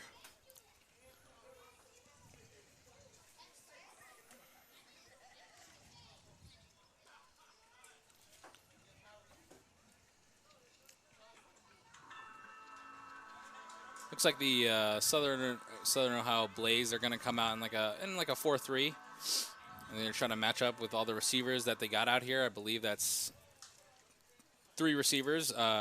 You know, 2 to the right, 1 to the left, and the tight end's going to release, and they're going to try to go deep. And Benvenuti had a step on him, but it was just a little bit out of his range. A little, yeah. Just a little bit shorter on the pass, or a little bit faster from James Benvenuti, and that could be a touchdown right there. But that was a nice pass. That was a nice pass. Absolutely. Had a nice arch on it, and the almost managed to drop it right in there. Right. A lot better than what we've seen on the deep ball before by Victor Graham. And now it's decision time, you know, where we moved the ball a little bit where it's not crazy to go for the 4th down, although it is still 4th and long. I'll be curious to see what they're going to do, if they're going to punt or they're going to try to go for this. If I was coaching, which obviously I'm always wrong, but I would punt it. Yeah, I think they do have their punter out there, so it's looking like that is what they're going to do. And they got a receiver, or a kick returner back there for the Blaze as well. So we got a timeout? Looks like it's going to be a kick, although not sure exactly where the play cut's going to go. Well, we're 10 minutes. We got 10 minutes left in the 2nd quarter. 10:21 on the clock. And we're going to put 10:21 back on the clock here, and we're going to see and to just have this punt play. And the Blaze will be making their first return. We'll see what they can do. They've had a return touchdown in the past. And we're going to see if they can pull that off again. I believe it's number 23, Mike Bell Sr., who's back there. And like I said, he has a return touchdown. So he's definitely a threat to take it. And that's a horrible snap. But kicker's going to get it off anyways. And that's not a horrible punt either. And it's going to go out of bounds. You know, honestly, given the snap, him getting it off at all was phenomenal. Yeah, was great. I mean, that snap was rolling on the ground. Pretty lucky, actually. When a ball's rolling on the ground like that, it's not guaranteed to go straight. But unfortunately for them, it did, and he managed to get the kickoff. And now it's the Blaze turn to play offense. And we saw so far their offense has been unstoppable by this Gladiators team. So the Gladiators really got to come out and show something here. Offense improved a little bit, you know. Got a couple first downs, got a couple positive plays, and now it's time for the defense to That's right. improve. So what we're saying is the defense needs to stop the offense of the Blaze, and if they can do that, then the momentum maybe starts to shift in the way of the Gladiators, and they might be able to start putting something together. Absolutely. Or, you know, a timely turnover here could be great. They had 5 against the Chiefs, 4 picks, and a fumble recovery. So it's certainly something that they like to do and that they're going to try to do. It's 1st and 10, ball in the 42 for the Southern Ohio Blaze, and we're going to see what they're going to do. Unfortunately, to get them to throw it, they might need to stop the run here, which is unfortunately not something they've been really able to do, but they're going to come out in a 4-3 defense right here. And the Blaze have 2 wide receivers split to the left, 1 to the right, and Devonta James, as we've been calling his name so often, in the backfield, and they're going to fake a handoff. They're going to try a pass, and it's going to be complete over the middle of the field. Kind of a deeper slant, and that's a 13-yard gain. Yeah, and once again, it was that quick hitter, and that worked for them, and they picked up over 10 yards. Got to play, did a little bit of play action, but That's interesting. A lot of the Gladiator players are acting like they're celebrating. So they're celebrating something, and it looks like they're changing personnel. So are we saying there was a turnover? Yeah, was there a turnover? Did he fumble it at the end and they recovered it? I'm a little confused myself. The ball is at the 50-yard line. No, now there are 2 balls on the field, one at the 50 and one at the 45. I guess you get a ball, you get a ball, everybody gets a ball. All right, so there is a ball now at the 45-yard line. Yeah, and it looks like the Columbus Gladiators are possessing it. So, there must have been a fumble. Must have stripped it, managed to strip it on the way down there and take the ball. So we were talking about they need a timely turner. Or actually, now they're backing up again. So fortunately, we're a little bit confused up in the booth about who actually possesses the ball. But the Blaze are in the huddle, so it looks like. Well, it's obviously going. The Gladiators possess the ball because if you look at the yard markers, exactly. Wow. It's a 1st and 10, and it's obviously set to head the other direction. So the Gladiators now have the ball. I don't know. They're talking with the Blazes coach, sort of to clarify what happened. But the only thing I can surmise is that into that play there was some kind of a strip, and the Gladiators recovered. So, yeah, we were talking about how the Gladiators, they love to force turnovers on the defensive end, and they do it right there. And, you know, that's a great way, and defense can feed into offense, right? And then we saw that a lot against the Chiefs. The 2 touchdowns they managed to score against the Chiefs were both off turnovers, one directly and one indirectly. So, you know, hopefully this can galvanize the offense a little bit. Looks like a zebra is checking his watch. Trying to get the time right. That or he's got an appointment later, maybe at maybe he has a dinner reservation. That's right. 9:35 remaining in this first half of play. 16-0. Gladiators trailing the Blaze, but Gladiators now with a turnover, a recovery, and they have the ball. Yeah, they're putting up a much better fight than they did in the first quarter. A bit of a disaster first quarter for them, but the second quarter has been a lot better, and it can get a lot better if they manage to score here. What I do know is that I love to eat, and so does our former intern, Lexi Doddridge. We hope you're doing well. Yeah, Lexi up in Minnesota. She works for the Timberwolves and the Lynx. Wow. The 2 professional basketball teams up there in Minnesota. She was an intern here at Campus Nation. See, big things can happen if you're an intern. Well, I'm hoping for something similar here. There you go. Lightning can strike 3 times because we actually have another intern we'll talk about. And we're going to have a run play here, and that's he was pretty far back, had a good head of steam. But yeah, but it looks like there's a turnover. We're going to have a 4-yard game, but like you said, there was a fumble here. The Blaze threw it back to the – but, yeah, it looks like, you know, maybe it was out of bounds when the ball popped out. So it's going to be 2nd and, you know, 6 or 7 are here, and the Columbus Gladiators are going to keep the ball here. Yeah. Speaking of interns, we have another intern who runs the public television station in Piqua, Ohio, A.J. Ganger. A.J. did a lot of work for us in the booth, and he is also gainfully employed there in Piqua. Actually works out of Piqua High School, and he works with the young people at Piqua High School, and they run the public television station there in Piqua, Ohio. So, once again, interns at Campus Nation can doing big things. That's right. Doing big things. And that's obviously a dream. But we're going to take this one. The Columbus Gladiators are going to take this one once again under center, which is different from the shotgun. They're going to hand it off. Actually, no, they're going to do a fake, and they're going to go for a pass. But number 15, Victor Graham's going to pull it down and get quite a big gain. Just short of the first down, it looks like. Yeah, went out of bounds a little bit earlier than maybe expected, but you know, still 3rd and 5, still positive yardage, and we're into technically we are into the Southern Ohio Blaze territory now.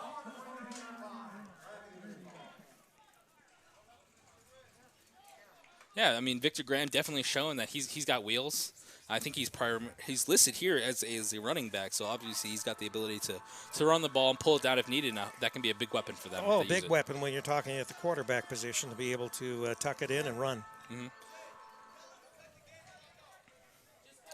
So, but it looks like they're lining up pretty much a pass. They got an empty backfield, 2 wide receivers to the right, 3 to the left.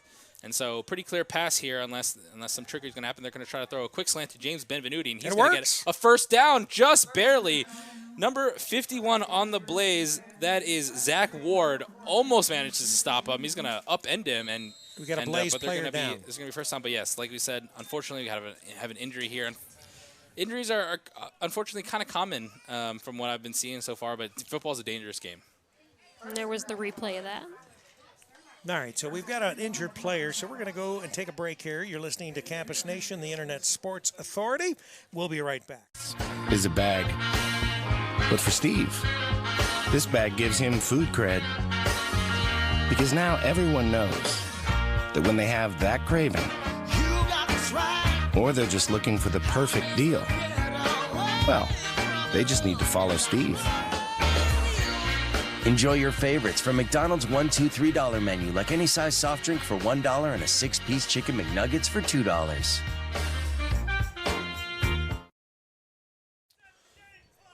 We're live. The injured player, I believe it's number 22, DeCorian Hughes. He is up and walking, so round of applause for him. Hopefully he's okay. Shaking his head a little bit, limping a little bit, but the fact that he's coming off under his own power is a good sign. Hopefully it's nothing long-term.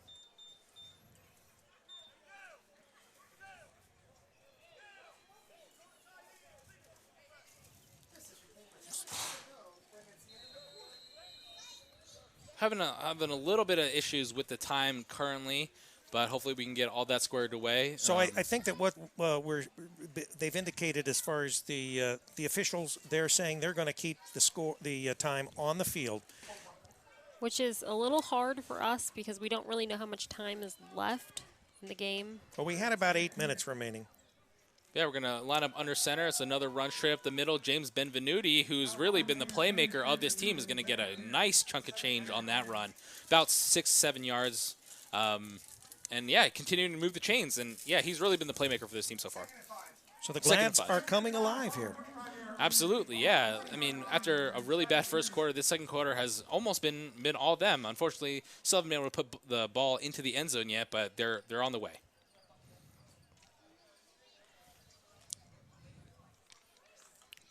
So it was a good job by the Gladiators to just keep their heads up. It's pretty easy to fold after, you know, a really bad defensive series, and then you throw a pick six. A lot of teams might fold right there, but they clearly have not, and they're fighting back in a big way. Right. So we got two left, two wide receivers split left, one to the right, one split out backfield. Oh no! But there's going to be a fumble there on the snap. And he's lucky to come up with it, you know. Yeah, he was juggling it. He turned around and was still juggling it, but he did manage to hold on to it. Did manage to hold it. So, I mean, all of their forward progress is going to get reversed here. But, you know, now you're 3rd and 10 here. And we've seen them convert this type of situation, so it's clearly doable for them. Hopefully you can just – yeah, the snapping so far has not been – you know, amazing on the Columbus Gladiators side. I wonder if their normal center is also out. It's hard to tell, you know, who's here. Yeah, even. But you know that they've shuffled their players around because obviously it looks like a lot of these players are not really comfortable in the positions they're playing. Yeah. It's just the same, you know. I mean, it is far, especially, like we said, a lot of these guys, you know, they have jobs. They have other things they need to take care of, so can't make it down here for every single game. But we're going to get the 3rd and 10 here. One running back in the backfield, and they're going to split out. Victor Graham's going to go. He's going to throw deep to the sideline and can't quite reach number 5, Lee Saunders. And unfortunate, you know, he was there. He was open. It did have to be kind of in a tight spot-ish, but unfortunately overthrew him a little bit. And now we got 4th and 10 here. But we are in 4-down territory. I'm sure they're not going to. Although I think number 13 is their punter, and he seems to be walking out on the field here. Yeah, he is. And yeah, I think you're right. You know, when you're down 16-0, you've had some forward momentum on this drive. I don't know if you necessarily want to punt here, but it looks like that's what they're going to go with. I mean, if it was a 4th and 20, I could see a 4th and 10. 4th and 10 is very doable. However, he might be playing a different position this time because all of the other players are playing different positions. Yeah. Could be a fake. We're really mixing it up. He's in the punter spot. They got a returner back. The Blaze do. So by all accounts, it's at the very. There's also an up man. So let's watch that and see if it's looking like a kick. But once again, anything could happen here. Watch the up man. 12, Josh Valentine is a very gadget player, but it looks like they're just going to punt, and that's a great punt. Very high in the air. I'm surprised to see him try to return that. He's immediately going to get hit. I can't believe he didn't call for a fair catch there. But he doesn't, and, you know, good on him to hold on to the ball. Yeah, that was the key. And this is, you know, the worst starting field position we've seen so far. You know, they're in within their own 20 here, and we'll see what the Blaze can do. But They do have 16 points as far as a lead. Yeah, so they're probably not too concerned. If they want to run it with Devonta James, they absolutely could, or Devonta Johnson, excuse me. They could absolutely do that. That's been working for them so far. But at the same time, you know, I want to keep your foot on the gas, and we'll see what they want to do here. On the Gladiator side, first and 10 from the 12-yard line is what we're hearing from the announcer here. For the Gladiators, you know, you had one series where you couldn't really stop them all. Then you had the very next series, you strip them. So hoping for more of the latter for the Gladiators. But the Blazers are going to come out, 4 wide receivers, 2 to the left, 2 to the right, one running back right behind the quarterback, Mike Crawford, I believe, or James Brown, excuse me.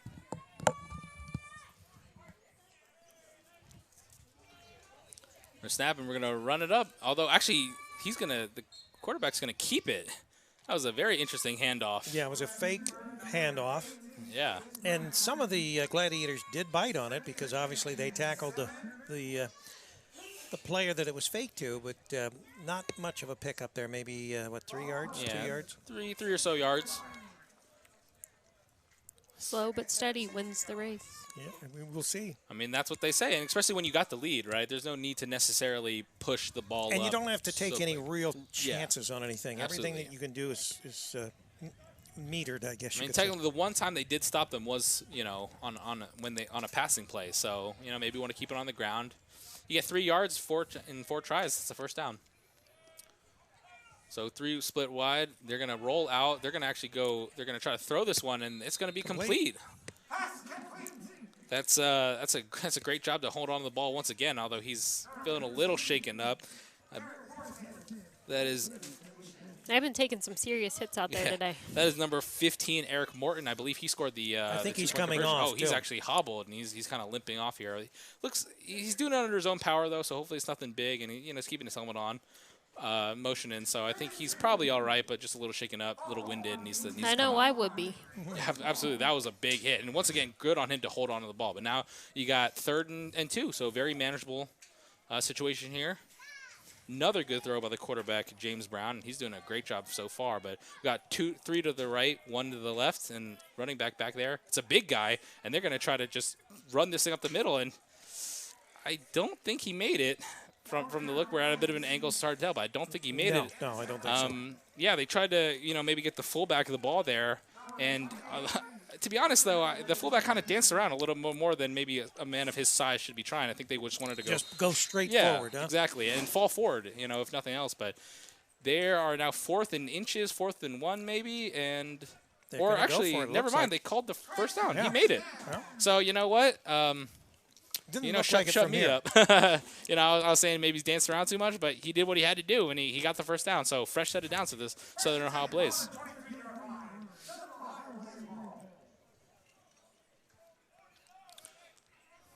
Four wide receivers, 2 to the left, 2 to the right, 1 running back. The same running back they had earlier, and they're going to try to run it again. And a little bit of dancing, a little bit of going. He runs to the left, picks up 4 to 5 yards there. Not a bad run again. I wonder if, they're just spelling Devonta Johnson a little bit, who was, their running back who was really doing fantastic for, but he's actually checking back in now. So, yeah, maybe just a little bit of rest for him. Yeah.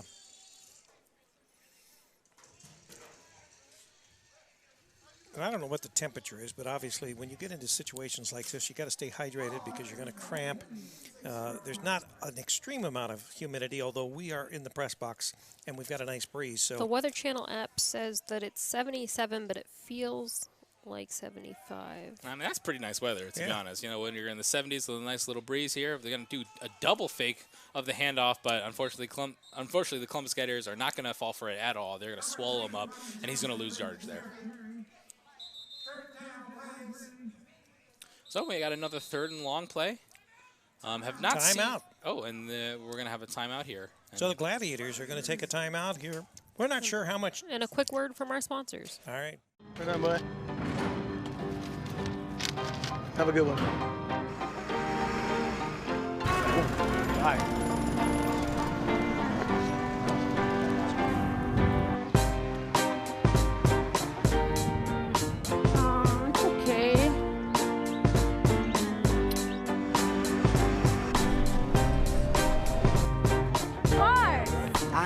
sorry. There was a lot of traffic.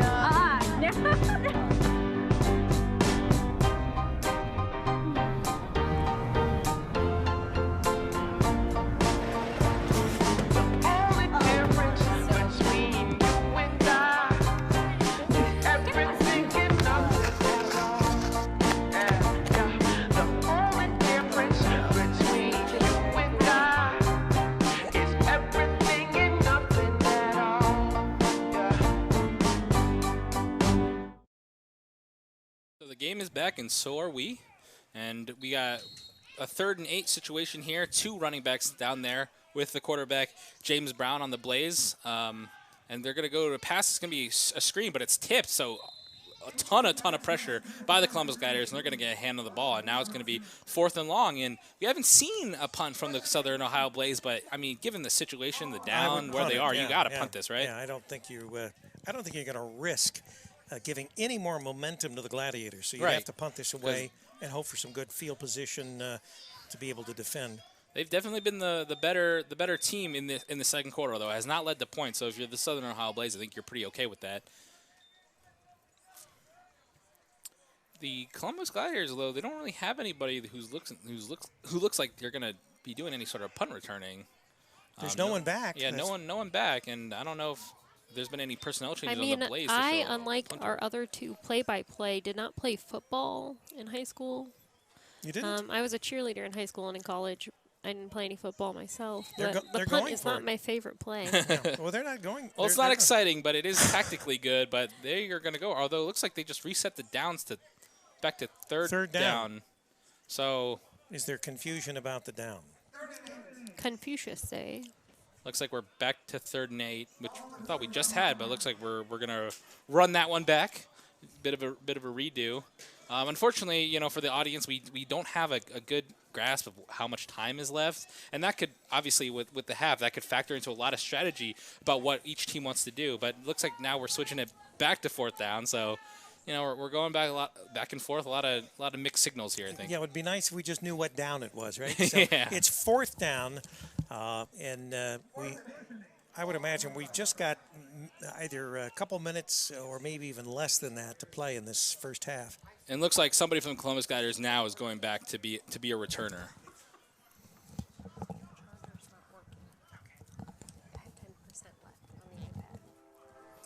So, yeah, it looks like, you know, we were correct in thinking that they would punt. Maybe the Blaze were just confused about what exactly they were going to do, you know, and what down it was. But, yeah, the Columbus Gladiators now have a man deep. They're going to be punting this thing away, barring any sort of trick play here.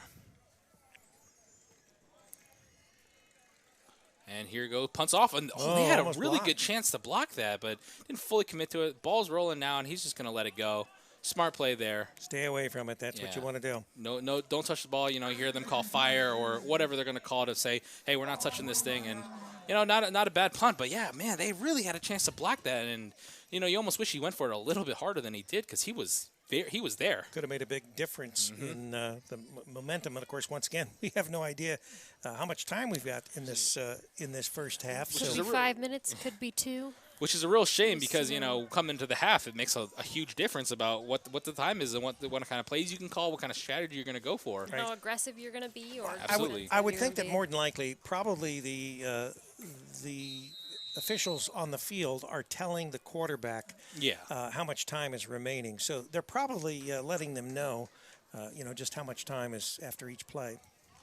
But I sure do hope so, because as confusing as it is for us up in the press box, I can only imagine being a player and having to choose what plays to run. Our announcer, Patrick, is trying to see if we can get the time for us, which is, you know, going to be extremely helpful. But, I mean, they're coming out, showing pass a little bit right now. They got a man in shotgun, 2 to the left, 2 to the right.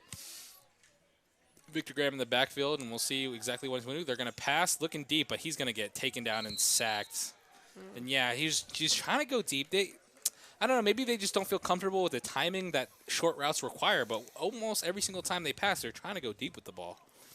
I just wondered if it was the amount of time that was left as to why they felt like they had to go down the field. Absolutely, I could be exactly right as well. But unfortunately, you know, you take a sack. I don't think they're taking a timeout, so clock should be ticking right now. So maybe they're not that concerned about the time. Unfortunately, once again, it is extremely They could be hard just for us to trying to tell. let the time run down. That could be true. You know, So maybe they can there's so little secure the time first left. half. So we've got maybe a 2nd and 15. Yeah, although the Chiefs will receive the ball, I believe. The Blaze. Or, the Blaze, excuse me. The Blaze will be receiving the ball after halftime as they kicked off, but they're going to go for a run. Although ball's out, and the Blaze are going to pick it up. Oh and, my goodness, I think and that he's could going be a for fumble it. 6. No, he's going to barely be managed to take out number 15, the quarterback, Victor Graham, and that's really sad to see. Once again, we were talking about they're playing such a solid second quarter, and then you give that up probably late into the second quarter. So the question is, how much time is remaining with the Blaze down here, literally at the 10-yard line? Yeah, they're knocking on the door. They can put this thing up, over 20 points. Yeah, it's first and goal. First and goal. Took the markers out, and they got 4 shots to try to get this thing in the end zone. And once again, we have no idea what time is, so. But also, our announcer, Patrick, is now down on the track, running around and announcing. So get some live action announcing going on, y'all. Yeah, I guess maybe we'll see exactly what's going on early on to see what kind of play they're going to go with, whether it's a run or a pass. I would say I would be maybe throwing to a corner. I would try a quick throw to the corner. Right. They're set up pretty much to do exactly that.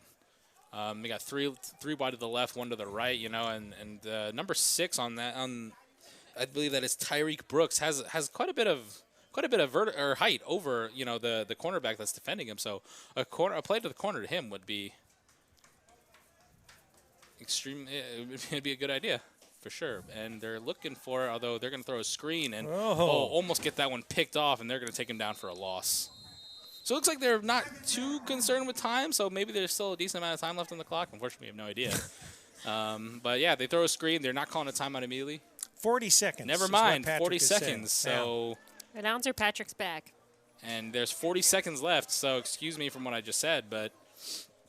Well, we now have a grasp of what is remaining, and I would say that what we're probably looking at in each instance is probably a pass. Yeah, especially now that they lost yardage on the first Even if try you're here. scrambling, a pass is going to take you 4 to 7 seconds, and we're running play.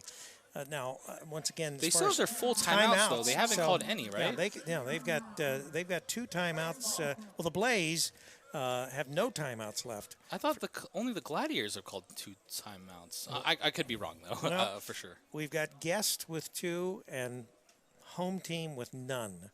So. Are we sure that's accurate? No, we don't. We have no idea. But you're right. The Gladiators, we know, have called a couple timeouts.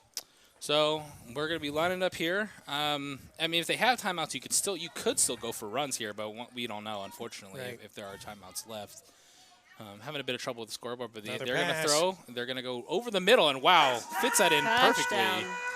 Awesome. And that's a great throw and catch. Oh, it was. And here's that replay for you folks. Number 2, Kyron Payne is going to pull that one down from pass by James Brown. And every time they're passing, they like to go through the middle, and it worked out great.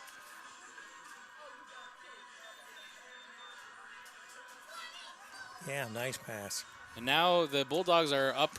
They're up comfortably here, for sure. And they had a chance to make this thing a 24-0 game with not a lot of time left in the first half. The Blaze. You're seeing the Bulldogs from Woodward. I've called them the Bulldogs, the Chiefs, the Blaze. That's right. Sorry. We know who they are a team in Cincinnati. I'll tell you that much. Anybody who is not the Gladiators is the team in red.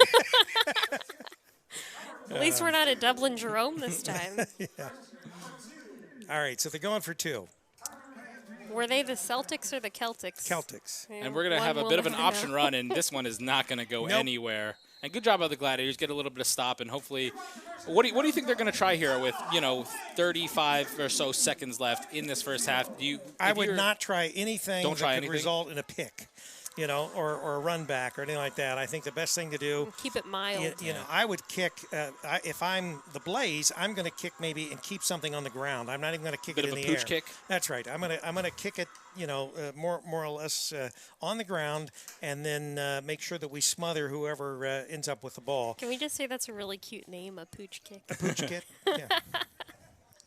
Yeah, and then if you're the Gladiators, you're thinking don't go for anything crazy. You're already, but you are down 22 at this point. But once again, there's only 35 seconds. You don't want to be down any more than that, and so that's the key. The key is you don't want to be desperate. You've still got an entire second half to be able to make up what is 22 points, and that's not a lot. If you get your game going. You should be able to come back and score some points. You build on what you did in the second quarter, which is not second not quarter bad was by positive for him. Yeah. And we're going to see what we're going to do here. They're still going to keep it in the air. We're going to return, although he's going to drop it. Hopefully he didn't touch it. Oh goodness! But it's going to go near the end zone, and he's going to pick it up, and we're going to try for something here. Although he is running backwards. Oh, hopefully that's not a safety. Oh my gosh! I think he may have actually. No safety. Okay, yeah. The lines are a little bit confusing okay. to the players, too, and to ourselves. But they got 5 yards to operate with. Yeah, especially at this point, you got to just keep this ball on the ground, run it 5 straight times, or kneel it if you got the room, and go back to the locker room and adjust. Regroup and. The only thing I will say, though, and I think that's completely right, and that's probably what they're going to do, the last time they were in the very similar situation against the Chiefs, and that is when they pulled out the trick play where they had the 49-yard pass from the linebacker to the safety. So that was epic. The Gladiators are a bit of a wild card team. Logic is telling just kneel this thing or just run this thing right down the middle. Don't risk any points. Well, the other thing is they had never been on Campus Nation. No one had any film. Now, if the Blaze were smart, they were watching that game with the Chiefs. They were watching those plays, and this would be the perfect time to pull that play if you didn't have it recorded in history. So we'll see what happens. Maybe they weren't watching. But they're taking this under center, and he looks like, although they're not in kneeling formation, they're going to basically run it, although that was a little bit dangerous with what they were trying to do. It looks like maybe they're trying to do something, but he sees that it probably wasn't going to work and just wisely goes down. Don't want to give up a safety at this point. Yeah, I think time will probably run out here. Just run it out. Unless, of course, if you're the Blaze, if you have timeouts, which we're not totally sure of, they might want to call one. Yeah, there's been no indication anyone's taking a timeout. Timeout, how much time is left? It's all just up in the air.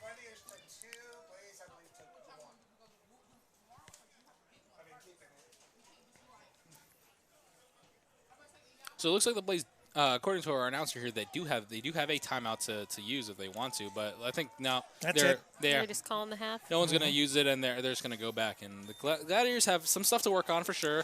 But like you said, not impossible. They were down. They were in almost the exact same situation in their last game against the Butler County Broncos. They're down 20-0 in the first half, and they almost pulled that one back. So this team has experience doing that kind of thing, and they can absolutely pull this off.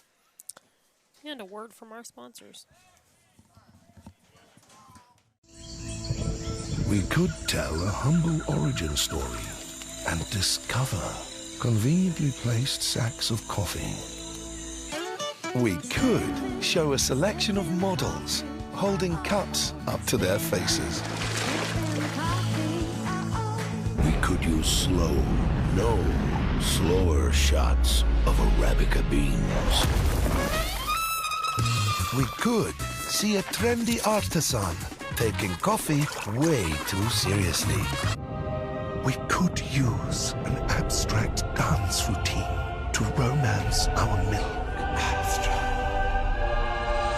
We could create an epic blockbuster and crowbar our product into it.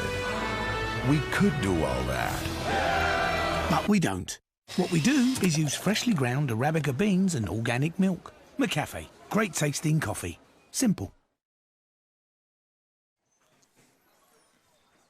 All right, we are back. We are at Woodward Career Technical High School, home of the Bulldogs. The score now, the Blaze have 22, and the Gladiators, they have yet to score. You want to do an interview? Yeah, we can do an interview.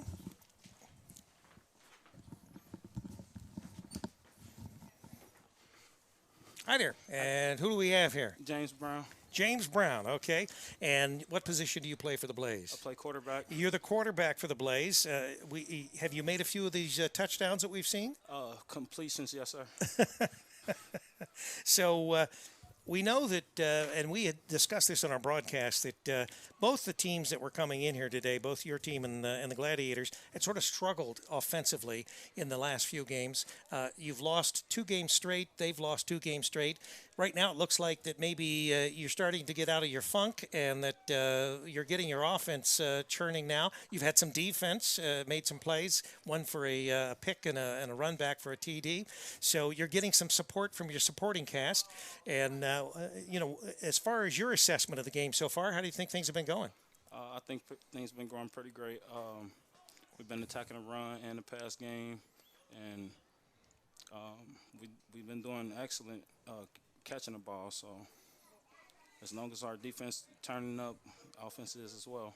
So, for our audience out there that may have not, I think Campus Nation has covered you in one other game earlier in the season here, but you are here from originally the PAFL. Is that it? Did you Yes. come over? You were the Tier 3 champions. Right. So you were the champions at Tier 3. You've come over to the BCFL. Now, were you in the BCFL before? Yes, sir. Okay. So you left and then you came back, and at this point you're 2-2.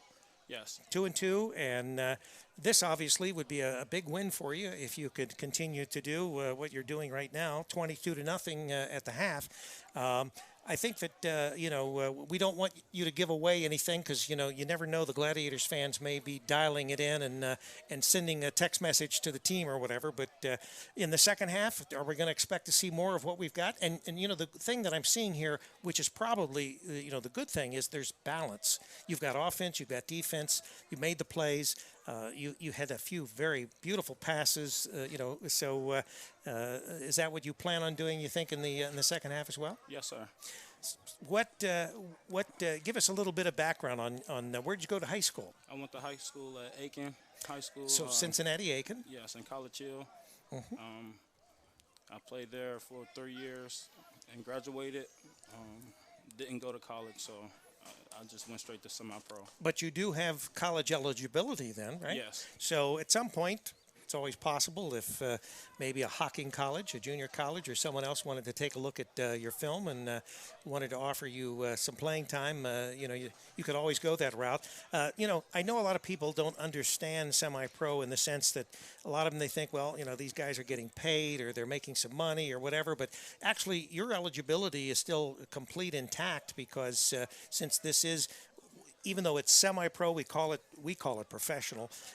But regardless, you don't, because you're not being paid, you don't lose your eligibility if a college would take a look at you, or even if the NFL or the Canadian Football League. I know that they a lot of times will scout teams for, talent that maybe has gone unseen. But do you have any aspirations to maybe move on? If I had the chance, yes, sir, I would. Yeah. And you play this game, obviously, because it's your passion, right? Yes, sir. Yeah. And when you played at Aiken, and let's see, the Aiken, what's the Falcons. The Falcons, okay. And we've done some, I think we've maybe not Aiken football, we've done some Aiken basketball, playing maybe like at Wilmington High School or in one of the tournaments out there. But did you play quarterback at that position? Or? Yes, sir. Okay, so you've been quarterback, and I would imagine that as far as on the field out here, do we have anyone else that's at the quarterback position for the Blaze? Yes, sir. Michael Crawford, he's number 7. He's sitting down over there. Right. Okay. So in the event that, and we wouldn't want you to go down, but there is someone that could step in and be able to quarterback for the Blaze as well. Yes, sir. What do you think as far as this Columbus Gladiators team? I know they've had a lot of injuries. Have they, at this point, have they impressed you? Have they? Is there anything particular about their play that maybe they've put some pressure on you, or? I'm kind of reading the defense well, so they defensive schemes is kind of not working for us. But if they came probably with more people, I guess. I don't know how. So you want them to blitz you, right? I guess. They got to put pressure. Well, we certainly appreciate you stopping by the booth here and doing the interview with us. We wish you all success in the second half. And, like I said, if it's the way I see it right now, if you can just keep doing in the second half what you did in the first half, you may just come out here with that breaking that 2-game losing streak. Yes, sir. All right, well, have a good game. Thank you. Thank you. All right, you're listening to Campus Nation, the Internet Sports Authority. We're going to take a break here from our good friends at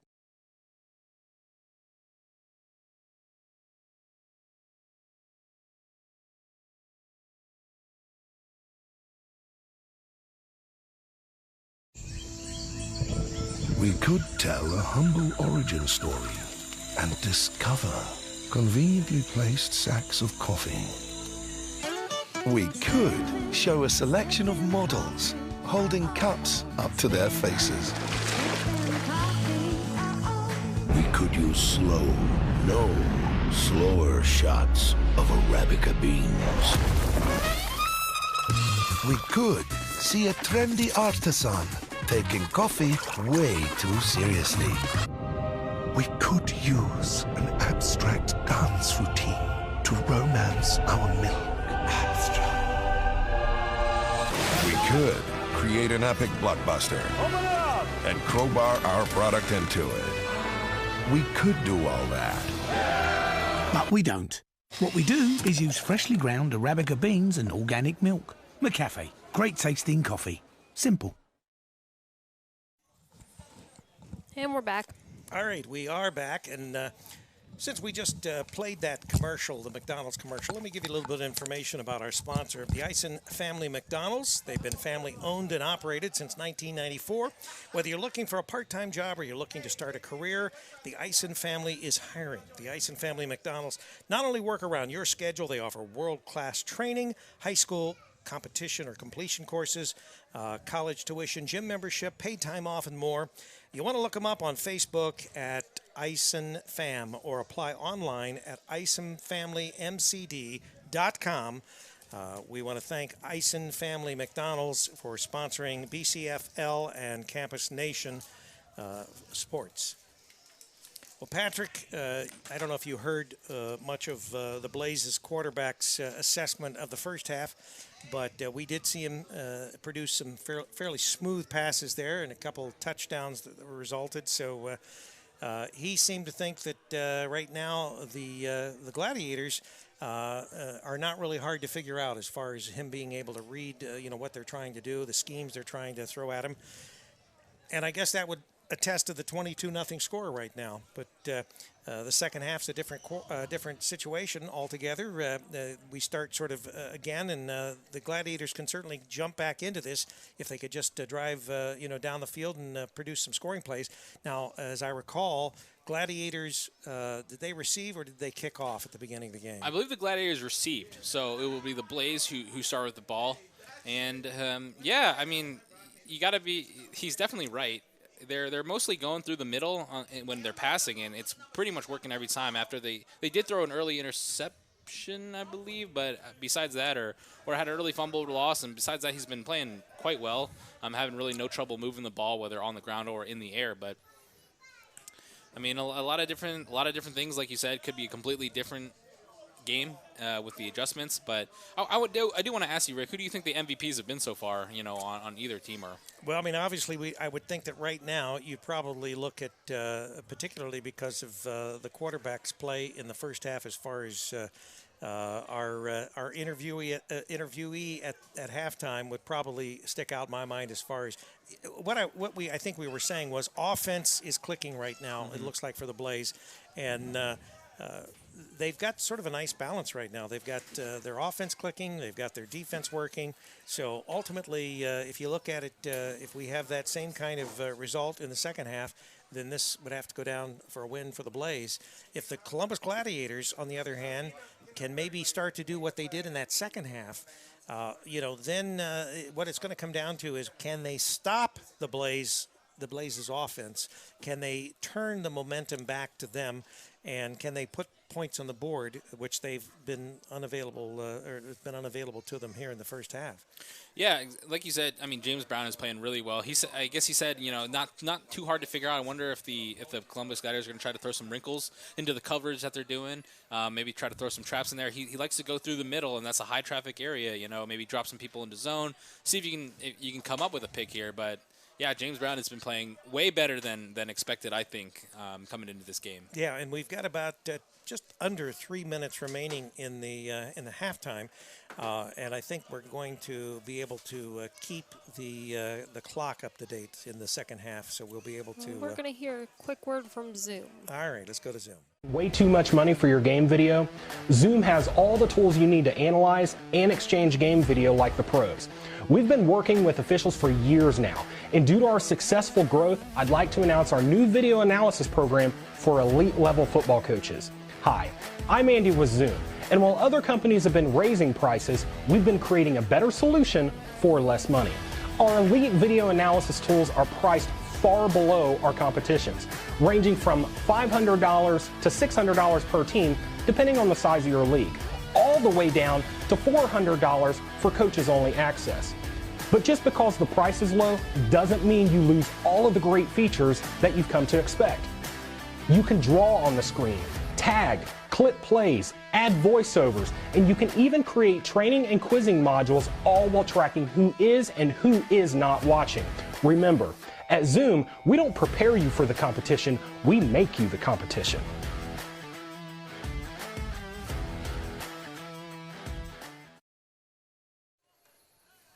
And we're back. Yeah, so coming into the second half, I guess my big concern for the Gladiators is I wonder if fatigue is going to start getting to them. You know, you don't have a ton of players on this team. I don't even know if there's 22 total players out there. So some of these guys have to be playing both ways, and that's got to be extremely tiring in the long run. Yeah, and obviously they're on the road. They've traveled from Columbus here to Cincinnati, from all parts of Columbus and where they obviously reside. So, you know, that factors into it as well. You're on the road. It'll take a big effort. It'll take a monumental effort on the part of the Gladiators to turn this around. They're not, you know, it's not going to be uncommon for them in their past as far as being able to do that. And we saw they were undefeated coming into a 3-3 team, 3 wins each when they played the Chiefs. They've been sort of on a slide since then, dropping 1 to the Broncos and then, of course, to the Chiefs there up in Columbus. But, you know, they're still certainly within striking distance, 22-0. I guess a lot of it's going to depend on if they can make any kinds of adjustments at halftime that are going to maybe give them some open lanes to maybe make the passes they need to make, or if they can put that ground game together and just keep grinding it out, and that can just as easily turn the game around.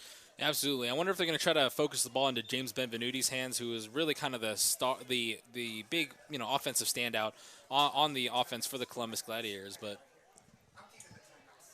yeah, it looks like hopefully we will have the timeouts and the time for this second half, so that'll be a big help to us and a big help to the players too. You know, that way they don't have to just hear from the refs. They can always just look up and see what time is exactly going to be. All right, so the teams are coming out. Looks like they're going to get ready for the kickoff. The Gladiators out on the field now. The Blaze just now starting to put their helmets on and head out on the field. You're listening to CampusNation.com. We are the Internet Sports Authority. We are here at Bulldogs Woodward Career Technical High School, home of the Bulldogs, and at their field. And it's a nice facility. It's got a real nice all-weather track, and of course we've got turf here. We're just off, Interstate 71 in Cincinnati, Ohio. Also follow Campus Nation on Facebook. Right. Facebook. We've got Tumblr. And hopefully I'll start getting the Twitter and the Instagram together well, that in the would next be nice. week. Yeah, so we'll get it all together here. So any of your preferred social media sites. That's right. So you guys can listen to me rant everywhere. Gladiators are going to be kicking off here in the second half to the Blaze. So yeah, my eyes did not fail me. The Gladiators will be the ones kicking it off, and this would be a good time. You know, the Gladiators, like we said, they're a turnover causing machine. So maybe you kick it off, you make their offense, you throw some new wrinkles on the defense, you get the ball, you turn the ball over, and then you got it in their territory, and then you move on to score. So that's definitely what they're going to be looking to do.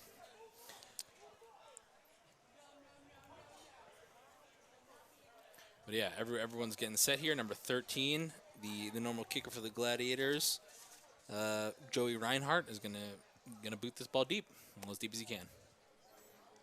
And he's had some good kicks. Absolutely, so. yeah. I also want to mention our great sponsor, WZAA 106.9 LPFM out of Jeffersonville, Ohio. Going to receive it around the 15-yard line, and we got a bit of a run going on here. Dodges one tackle, is going towards the sideline. Most likely not going to get him. He's going to try to reverse field. Gets a little bit more than I thought he would, and he's going to get it back to the 35 there. Not a bad return by any means. About a 15-yard return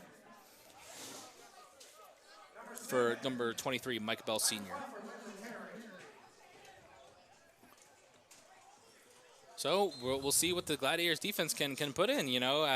Obviously they probably didn't hear the interview that James Brown gave, but said this is. Well, that's what I told him. I said, you got to be careful because we know that there's probably Gladiator fans. That might if they were tuned into the stream, they heard the interview, and they're probably going to be texting some of the players saying, "Here, this is what they said they were going to do." So said, we'll see. They're not doing anything to trick me up, and maybe that's exactly what the Gladiators are trying to do. Playing the long con, give them the first half, and now it's time to unleash the real defense. And we'll see what they can do. See if they can come up with any sort of turnovers here, which is really what they're going to need. So, like we said, clock is working. We're 10 seconds into the second half, the final half. Yeah, 3 timeouts for each team on the board. And we'll see what we can do. We're in the third quarter of play. Sorry about that delay, y'all. Oh, it's all right. So absolutely, like you said, this has been a really balanced game overall for the Blaze. They've had a good passing game with James Brown. They've had a good running game with Devonta James and a couple others. And the defense obviously is pitching a shutout here. So not too much to improve on if you're the Blaze. Just kind of keep steady, I suppose. Coasting, I guess, or at least some really strong defense to keep your lead. So they were attempting, I guess, they had to get the chain gang together here on this sideline. That was the delay. Most likely, a lot of people are probably doing this on a volunteer basis, and that includes probably most likely the chain people as well.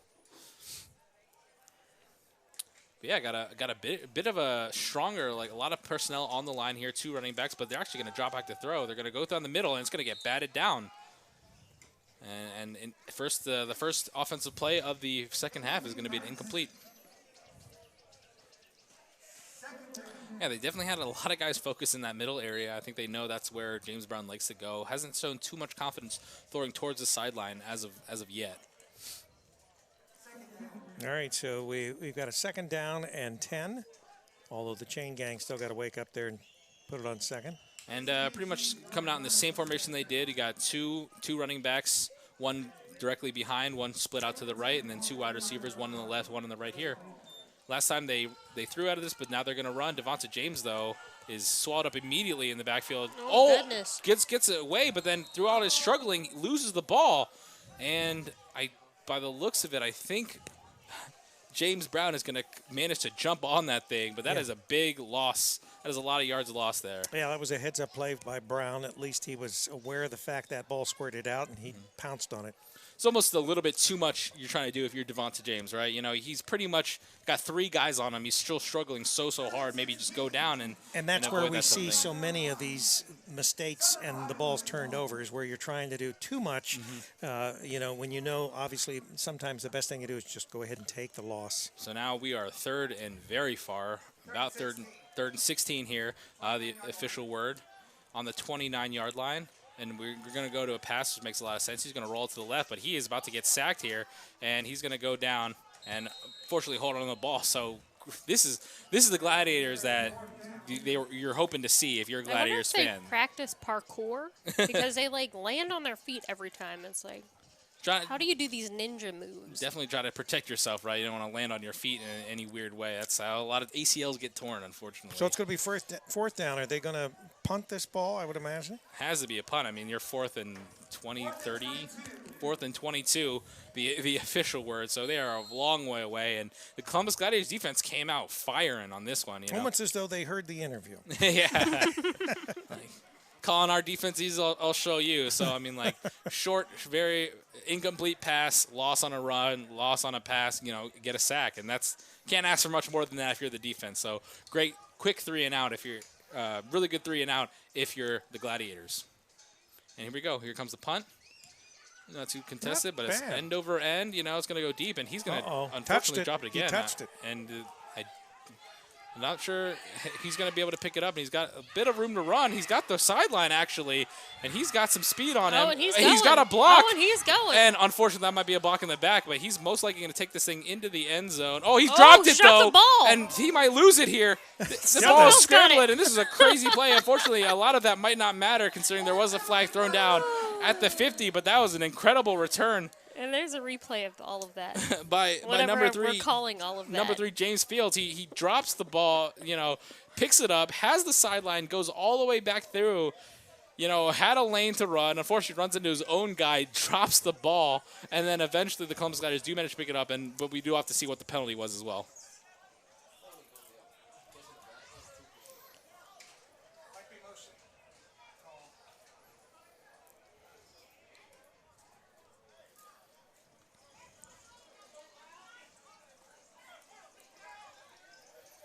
And yeah, I mean, as we assumed, we're moving this thing pretty far back.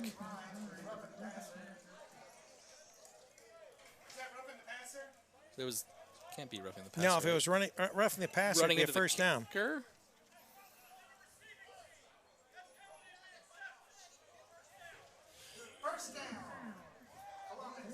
So yeah, unfortunately, I think some sort of maybe blocking them back, unsure, but they're taking this kick all the way back. Pretty demoralizing if you are, James Fields, you do all that and the ball gets taken back, but hey, that's football. And they're going to start this one deep into their own territory. Unfortunately, it's going to be about the 10-yard line is where they're going to start this ball. Actually, it's going to be exactly the 10-yard line.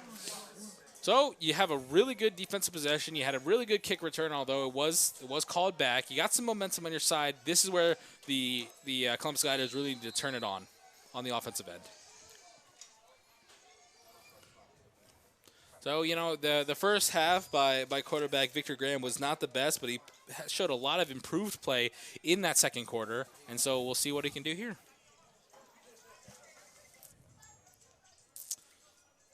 You got 2 wide receivers, 1 split, 1 right. And then they're going to go a flea flicker here, and they're going to go deep, and they have him. Oh my goodness, and that is so incomplete. Unfortunate. That was so... Because it was such a good, well-executed flea flicker. They had no idea what was going on. James Benvenuti, I think, was the one who aired that out perfectly.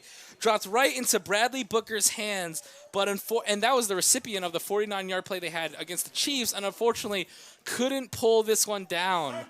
What a momentum changer that one could have been. Unfortunately, just didn't make it. And that's a heartbreaker. But the play was there, and so you hopefully you can take the positives out of the play rather than the negatives. Negatives, obviously, you dropped it, you only had it. But the positives is that play should have worked, and hopefully, you don't feel too discouraged. It does make them think, though. Exactly. So it opens things up here a little. Inspiration. So here we go. We're in once again, a lot of players on the line this time. In the I formation, they're going to hand off to the running back, number 20, Terrell Brown, and he's going to get a couple there on 2nd and 10.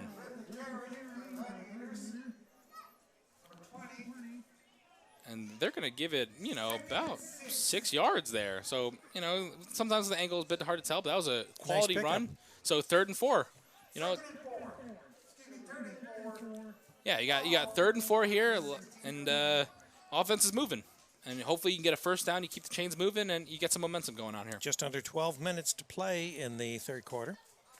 And, not to forget the Southern Ohio Blaze are up 22-0. And the Columbus Gladiators is definitely looking to break that goose egg.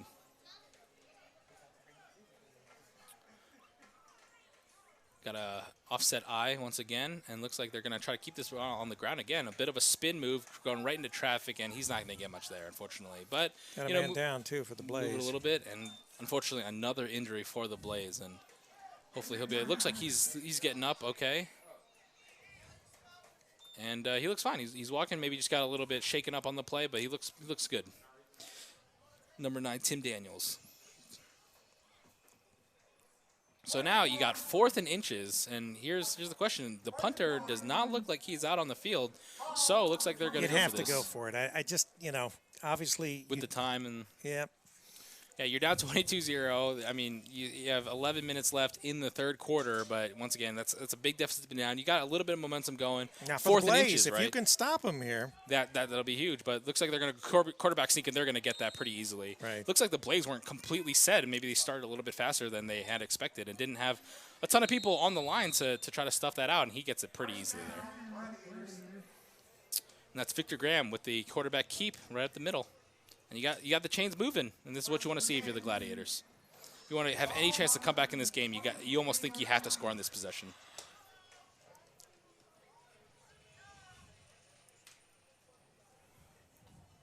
So keeping that exact same offset I formation, 2 wide receivers, one to the left, one to the right, that they've been going through all this quarter. They're going to toss it out to Terrell Brown.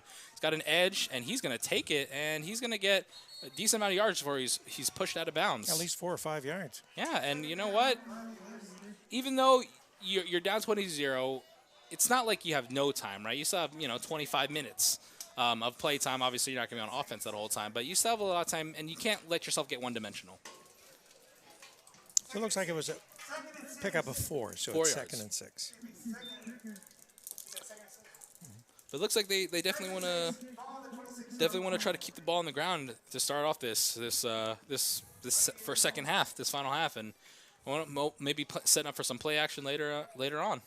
Well, the other thing is if you're controlling the ball and you're running it, you're keeping it out of the hands of the quarterback of the Blaze too. Absolutely. So same formation, offset I, and this one is just going to be, oh no, James Benvenuti's going to drop it, and they don't. And unfortunately, the Blaze are going to pick it up, and he's going to run it back. He's got the sideline, but he's going to be, finally taken out of down. There's a foul there's going to flag on the play, but it was after the turnover, so I'm pretty sure the Blaze are going to keep this one, and that's unfortunate for the Gladiators. It seems like every time they get something going, an untimely fumble occurs, and then the momentum's all the way back on the other side. So we'll wait to see what the official call is, but right. Just shooting themselves in the foot. Too many much of that. Quick word from our sponsors.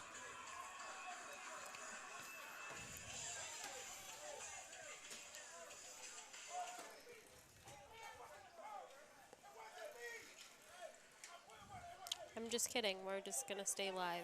Yeah, let's keep it here. Sorry, y'all. Dropping the ball. So, yeah, it's definitely the Southern Ohio Blazes ball.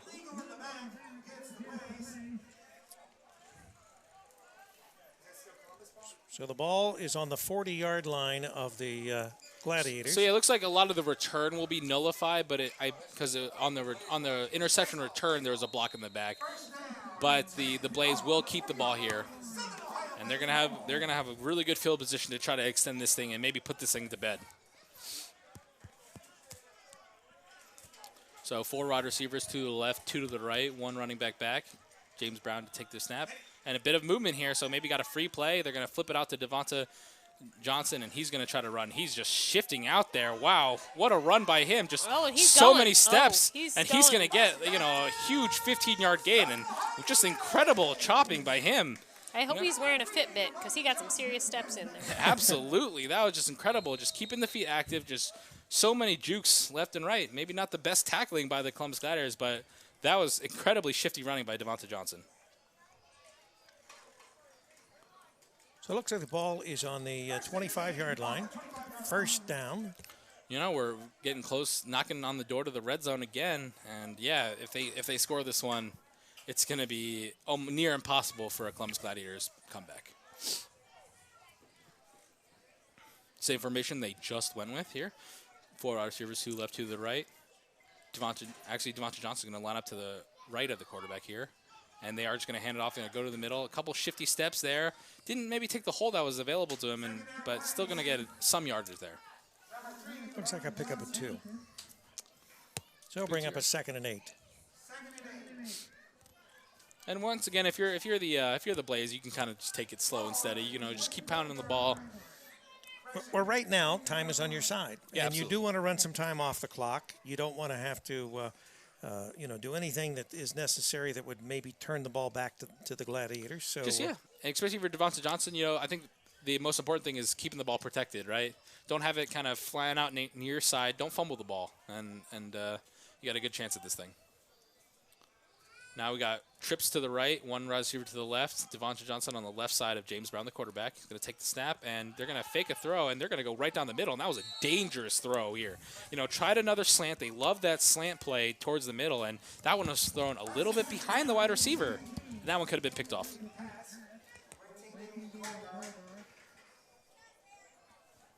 $7:45 remaining in the third quarter play. 22-0. We are here at Woodward Career Technical High School in Cincinnati, Ohio. Southern Ohio Blaze hosting the Columbus Gladiators. Right now, the Blaze have the advantage, 22-0. We got a 3rd and 8, 3rd and long situation here, and we're going to see what they're going to go with. 4 receivers, 2 to the left, 2 to the right. Devonta Johnson moving up. He likes to start behind the quarterback and then kind of moves up to his left or the right for more of a split set, but they're going to go for a pass here. They're going to go towards the sideline to the left, and once again, that doesn't seem to be James Brown's strength necessarily. He's going to the left, to the sidelines. I think that's right. You pointed that out earlier, and that certainly has played out so far in this game. He's much stronger going, down the middle, or maybe just a little one way or the other down the middle. When he gets out to the edges, it's a lot harder for him to get that pass out there with anything on it to make a completion. And so now it's you got 4th and 8 here. They're not going to kick it. Maybe if they had their field goal kicker, but even then, kind of a log field goal. But they're going to go for it here. Same formation they were in last time, and we'll see what they're going to do here. I wonder if a draw could maybe take them by surprise, put the ball in Devonta Johnson's hand. But looks like they're just going to pass this one, and it's a very low pass, nearly picked off. I'm not even sure who the target was there, and that's going to be a turnover and down. So the Gladiators defense coming up big there. After surrendering a turnover, an unfortunate turnover by the offense, the Gladiators had great field position, but they managed to stop them. Yeah, and that was a must stop, and they got it. So now here's a real commercial coming. All right. Coming at you. We smuggled in a Big Mac. Oh, oh, you're dangerous. But not as dangerous as my Big Mac. My Big Mac smuggled in bacon. What? Big Mac's got bacon. It's not a Big Mac. It's not. It's not. Well, I believe it is. Well, I believe it isn't. Bacon. Hey, is that a Big Mac? Yes. Is a Big Mac with bacon still a Big Mac? And we're back. Thanks for tuning in to Campus Nation, your internet sports authority. Check out our website, watch our streams live or after the fact, and check us out on Facebook. So after James Brown kind of came on the air and talked that he wasn't having too much trouble with this Columbus Gladiators defense. They've got 2 straight stops. You got 7:30 left. You're halfway gone through the third quarter. Is this do or die time to score for the Gladiators? Well, you're only going to get so many attempts at this, and I think psychologically you need something positive coming out of one of these drives here, especially in this third quarter. You've got to almost put points on the board in the third quarter. Going into the fourth quarter, if you're trailing 22-0, then that's going to be an almost impossible task based on the other 3 quarters. So if they can do something more here in the third quarter, like they did in the second quarter, put some yards behind them, and hopefully get a score here. A score would put them right back in this game. Yeah, and then the game gets really interesting. Unfortunately, the first play of this drive was a negative one. A bit of a high snap. They're going to hand this off. Terrell Brown's got some room to run, and he's going to recover, all the yards that they lost and a couple more. But, yeah, we're already into a 3rd and long situation here. Now it looks like a 3rd and 6. Already in a 3rd and 6 situation here, but, yeah. No matter where you are, when do you think they get into 4-down territory, no matter where they are? Not quite yet. To be honest with you, I don't think that during this quarter there would be a 4th down if you weren't at least up, past the 50-yard line. Because once again, if you're not successful, you're putting the nail in the coffin. I don't think that they'd want to, dial it in here still in the third quarter. Fourth quarter, then anything's possible. All right, so hopefully they need to make it here, essentially, then, to try to keep this drive alive. They're going to go for a pass. James Benvenuti is actually going to be the quarterback. And he's going to run, but he is nowhere near, and that's another turnover. And a bit of a desperation lateral, and that should be another touchdown, barring some sort of miracle, and that might be it. Okay, and touchdown for the Blaze. Blaze again. Touchdown for the Blaze. I wonder if they were feeling that exact same pressure where you don't want to go into 4-down territory. So James Venuti come back to the quarterback, tried to make some sort of desperation lateral play, and just didn't quite manage. Got a hanky on the field. I don't know what it's for, but I'm sorry I didn't sound as enthused as I guess I could have been. Oh, yeah, absolutely. You know, there's a flag on the field. So, you know, if you're the Gladiators, you're hoping maybe something takes us away. Because that'd be unfortunate to go down 28, possibly 30-0. So it is a touchdown.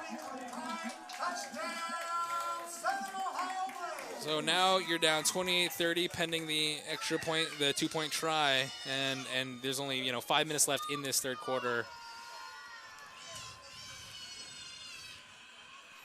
So right now, 28-0, and with the possibility of adding 2 more points on that. As they say, it's not over until it's over, but it's getting to be that point where it's about as close as you can get.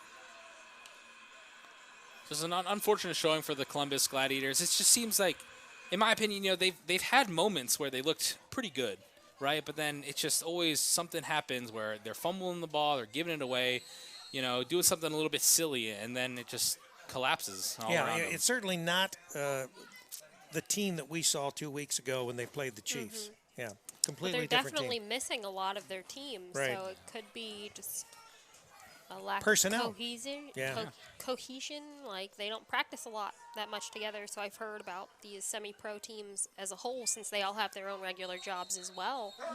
So there's a flying down. I think it was maybe a false start is what they're going to call here. So, backing them up 5 yards, make this a little bit harder to get. Actually, in some cases, with a little bit more room to pass or to make a play, it might benefit them. That's absolutely true. It's definitely hard. Your options are kind of limited when you're that close. When you're a little bit further, your options kind of increase a little bit. So we'll see what they can do. James Brown's going to be taking the snap in the shotgun position. Got Devonta Johnson, who is right behind him as the running back. He got 2 wide receivers on either side of him. Can't see anything but a pass here. Yeah, absolutely. But run would not be completely out of question. And it's actually going to be a draw, and he's got a lot of room to run. And he's got it. He's got it. And that's 30-0.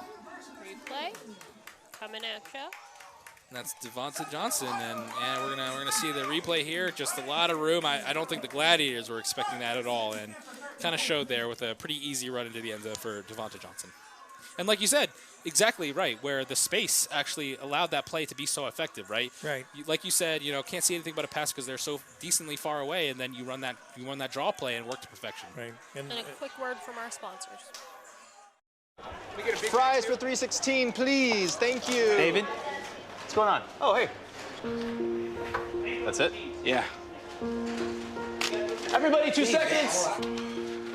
Dear Sebastian, after careful consideration of your application, it is with great pleasure that we offer our congratulations on your acceptance. Through the Tuition Assistance Program, every day, McDonald's helps more people go to college. It's part of our commitment to being America's best first job.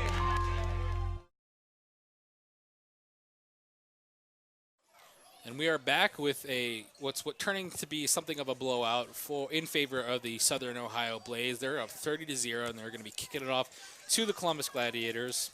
And there's only 5 minutes left in this third quarter. Not a ton of time left if you're the Gladiators, unfortunately. No, you'd almost need something like a run back or something that's really going to inspire you. It's a low kick, and, not the intended returner is going to get it, but he's going to grab it, and he's going to move it up to the 40-yard line. So, this is the furthest they've been in quite a while. So, if they can just tamp down on the fumbles, they're moving the ball okay. Yeah, you really need just a concerted effort to move up the field. It doesn't have to be anything flashy. It doesn't have to be anything spectacular. But if they could just, put together a drive and push this into the end zone, then once again, that momentum, which is totally in the part of the Southern Ohio Blaze, could start to shift to the Gladiators. But this is what I would say is probably a do-or-die drive for the Columbus Gladiators, and will have a lot to do with what we see in the last quarter of this game. So do-or-die drive for the Columbus Gladiators. And we'll see what they can pull out. It looks like they had James Benvenuti kind of going back in quarterback, but I think and I think it's him again, actually. He's going to try to run out. He's definitely got some wheels. He's got a pass. Nice Number pass. 12, and that's one of the best offensive plays that we've seen so far. And that was number 12, Josh Valentine, making that catch about 15 or so yards. And I believe we've also seen Valentine play quarterback before. Yeah. So unfortunately, he looks like he's a little bit hobbled, and he's going to have to come out. That was an intense hit he just took. It was a big hit, you know. We've seen a lot of big hits this game. All I know is I'm glad I'm not playing in this game. Yeah, I'd offered be down permanently. Like, I offered just to play, there. and I'm not sure I want to anymore after seeing the way these guys are flying around. Like, I'm done. All right, so what we said is they need this drive, and right now it looks like they're starting to put something together here. Once again, I mean, like we said, that's probably one of their best offensive play they've had this game. And unfortunately, though, it's not necessarily the offense, it's the turnovers, and that's really what they got to keep down. But James Benvenuti is now the quarterback again. He's going to throw way deep. I think there must have been some sort of miscommunication on the route there. Yeah, there's no one there to actually receive it other than a Blaze. So lucky, I guess, that one's not picked off. Maybe some miscommunication, but James Benvenuti definitely not scared to sling it. You know, he's come out here and already fired a couple, so he's definitely trying to make something happen here. Looks like the sun is starting to come out behind the clouds. Here comes the sun. Doo -doo -doo -doo. Hopefully YouTube does not unlist our video for that. I just sound so close to the real thing. Yeah, I mean, you know, was that Sydney or was that George Harrison? I don't know. But James Benvenuti, he's got it. He's unfortunately going to get sacked. Although there's a flag on the play, and I think it's going to be against the Blaze here. Or nope, they holding. Is there a hold? I think they might have called holding. So I'm assuming this is a penalty you decline here. I mean, you got a huge sack anyways. Might as well take the down and the yardage. Although the refs are meeting here. The meeting of the zebras. You thought you only could see that at the Columbus Zoo. Yeah, it is holding. It is against the Columbus Gladiators. It is waving it off. They're declining it. So we got 3rd and long here, extremely long. But, I mean, at this point you said do or die, you're in 4-down territory. So maybe you just try to get something short, try to make this manageable. Yeah, and it's definitely 4-down territory, I would say. We've got 4 minutes left in this third quarter. And you're down 30-0, not 22 anymore. Yeah, that's right. So, yeah, maybe just try something manageable here. Just try to make that 4th down manageable, or maybe try to go for it all at once. I don't know. I think, I'd try I would just go buck wild at this point. Go all and out, just as ham as possible. Try to go for the craziest thing. Because, I mean, what do you have to lose at this point? I'd try to get at least half of it. I mean, I'm just saying. You got 3 wide receivers to the left, 1 to the right, 1 running back split, and they're gonna run it, and he's gonna get immediately stuffed. A helmet is Was that off. like half a yard? But oh my goodness. Number 9.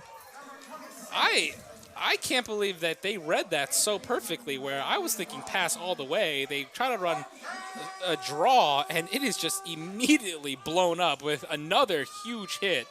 And that's now this is some trouble. They're going to need some sort of maybe some playground fun here on a 4th and 20 plus. Yeah, it's probably, I don't know, you may have to punt this one. Yeah, unfortunately, even though we said like do or die, you can't punt, but they are so far back at this point. Both teams still have 3 timeouts, so that's something to consider. But I mean, we're getting very, very close to the 4th and final quarter here. But I don't believe the punter is out, so they're gonna go for it, and we'll see what kind of 4th down magic they can make happen here. Or you could have sort of a surprise quick kick here.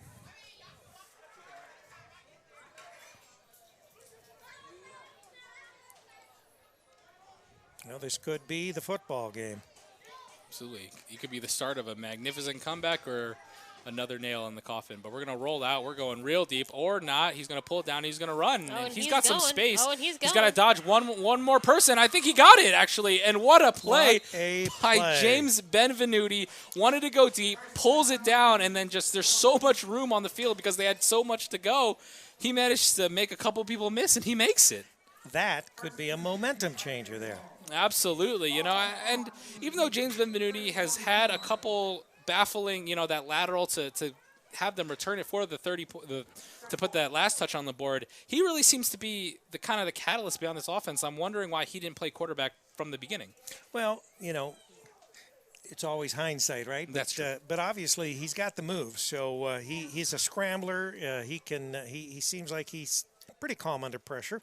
Let's see what he can do here. And when he does throw a couple passes, it seemed okay, but he's going to keep this one again. He's going to get a big chunk of yardage as well.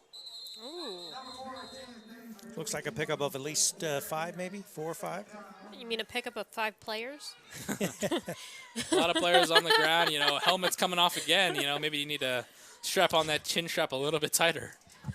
Hold on to your chin straps. Yeah, it looks like 2nd and 5. Looks like about, yeah, 2nd and 5. Got another 5-yard gain. You're well into their territory at this point. You're on the, what is that, the 29-ish, 28, 29? So, yeah, you're moving. You're right about to be on the doorstep. You can finally get your first points of the game with a minute left to go in this 3rd quarter, and time's ticking. Just got to keep on chugging. James Benvenuti back. He's got one man to his right. Number 26, Adrian Barrett, I believe. And then he's got 2 wide receivers on either side of him, 2 to the right, 2 to the left. And we'll see what play they want to go with here. Bit of a high snap, but not a bad snap at all. He's going to go, oh, and unfortunately, what a pick by number 5 there. And I think that's it, unfortunately. But number 5, Demond Jackson Jr., really the defensive star of this Southern Ohio Blaze team. I mean, he's got 2 interceptions on the season. Now that's going to be number 3, and he's a do-it-all playmaker in the back of the field. And that was an incredible interception by him. That was, yeah. Laid out and just managed to snag that one. And if he wasn't there, that was, I think that was 6 for the Columbus Gladiators. But unfortunately, James Benvenuti is going to throw an interception there, and he's going to turn the ball over yet again. For this Columbus Gladiators team. Just too many turnovers, really. I think it's 4 or 5 turnovers total for them. 3 fumbles and 2 interceptions, and now the Blaze got it again.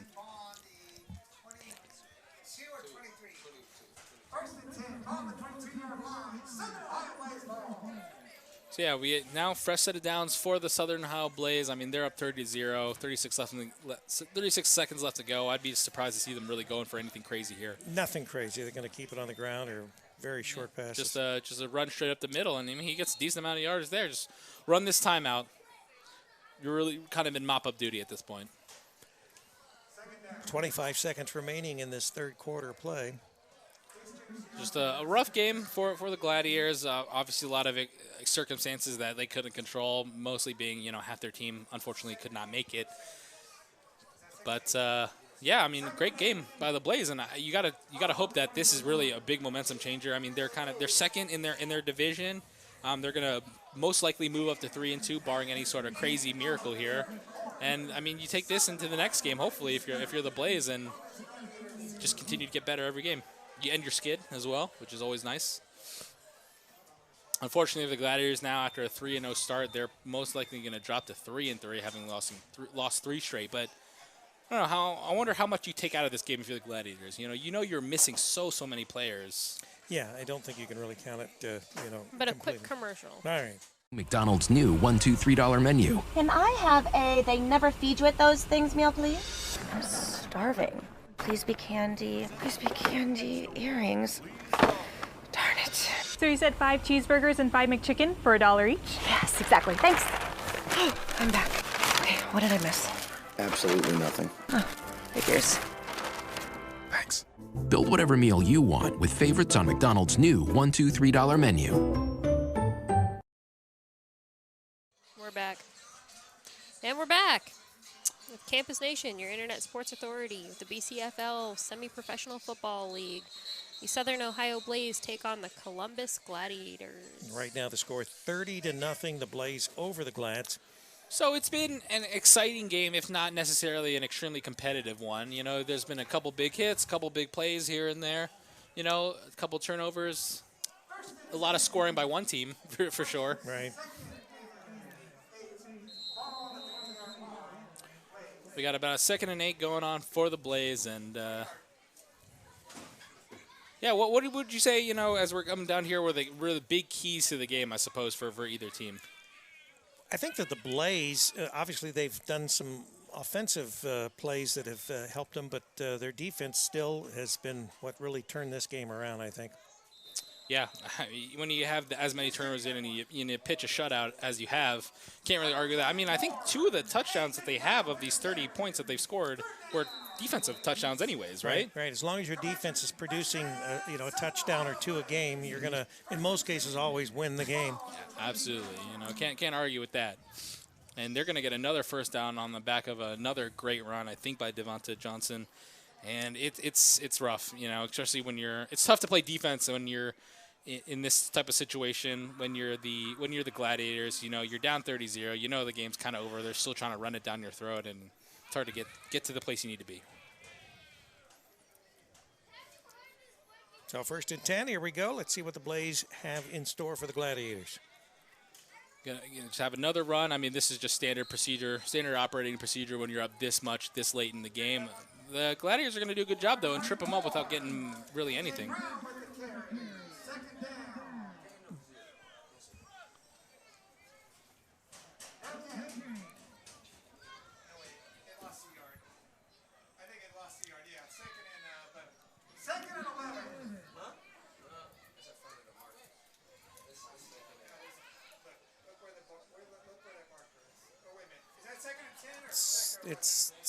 It's 2nd and 9. Or yeah, I mean, yeah, wouldn't be surprised to just continue seeing around. I mean, they got a lot of guys on the line. Though they do have a couple wide receivers split out here, but they're just taking it under center. They're not even doing the shotgun snaps anymore.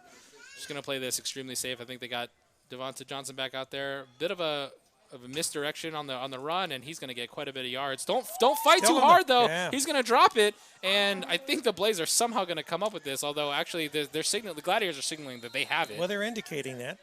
But obviously, the players are always going to indicate that they have the ball. That's right. We got to see who actually possesses the ball. Yeah. No, it's my ball. Right now we got 4 or 5 players that are smothering whatever. They're probably still fighting for it down there. Yeah, and more likely. There's some cheers on the Blaze's sidelines. But they're going to call it for the Blaze. And the Blaze are going to keep that ball. And, yeah, that is the one thing that Devonta Johnson, as many big runs as he had, sometimes he does have a little bit, he fights too hard. It's another situation where you go down a little bit easier. You got to be conscious of the score in the situation, and then he fights so hard that he loses the ball. Right. But, I mean, they're lucky to now two or three fumbles that they had that they've managed to come up with the ball, actually, for the Blaze. So, I mean, I guess when it really comes down to it, what would you do for a Klondike bar? I mean, just saying. I think I would not want to be in Devonta Johnson's way if I was standing between him and the Klondike. Because he's a fighter for sure. All right, 1st and 10. Here we go. Blaze moving the ball. In one way or another. Bit of an option. Pitch, Devonta Johnson's going to drop it again, and that's fumble number 4 or 5 for this Blaze team that they are coming down with. So, at the same time, we're saying it's a 30-0 game. Are the Blaze coming down with a heat wave? I wonder if the Blaze are maybe they lose some of these fumbles, and this game could be completely different. Yeah, that's true. But they've been fortunate that they've had a player right there close to where the ball has been fumbled, and they've been able to pounce on it. Like a cobra, ready to strike. Right. But they're far back now, but there's 11:40, and this clock is just ticking, and towards the defeat. And, it's just, it does make you wonder, a couple things break a slightly different way. I wonder if this game's all different. But, we're in the reality that we're in, and it's a 30-0 game. But, 2nd and, 19, 18, something like that for the Blaze. So if you're going to stop anybody, this is the time to do it. And he's going to try to pass it, but he's about to get sacked. He's trying to throw it. He was still trying while he was going down. I think, at a certain point, you got to throw that away, right? Yeah, you throw it away or you just tuck it and eat it. Yeah, and instead of, when he first got hit, maybe it was only a sack of 5 yards, but he just kept on going back, didn't throw it away, and he ended up losing like 20 or so yards, and this is one of the most ridiculous down and distance situations I think I've ever seen in a game. 3rd and 33 is the call that we have right now. More like 3rd and forever. Mm-hmm.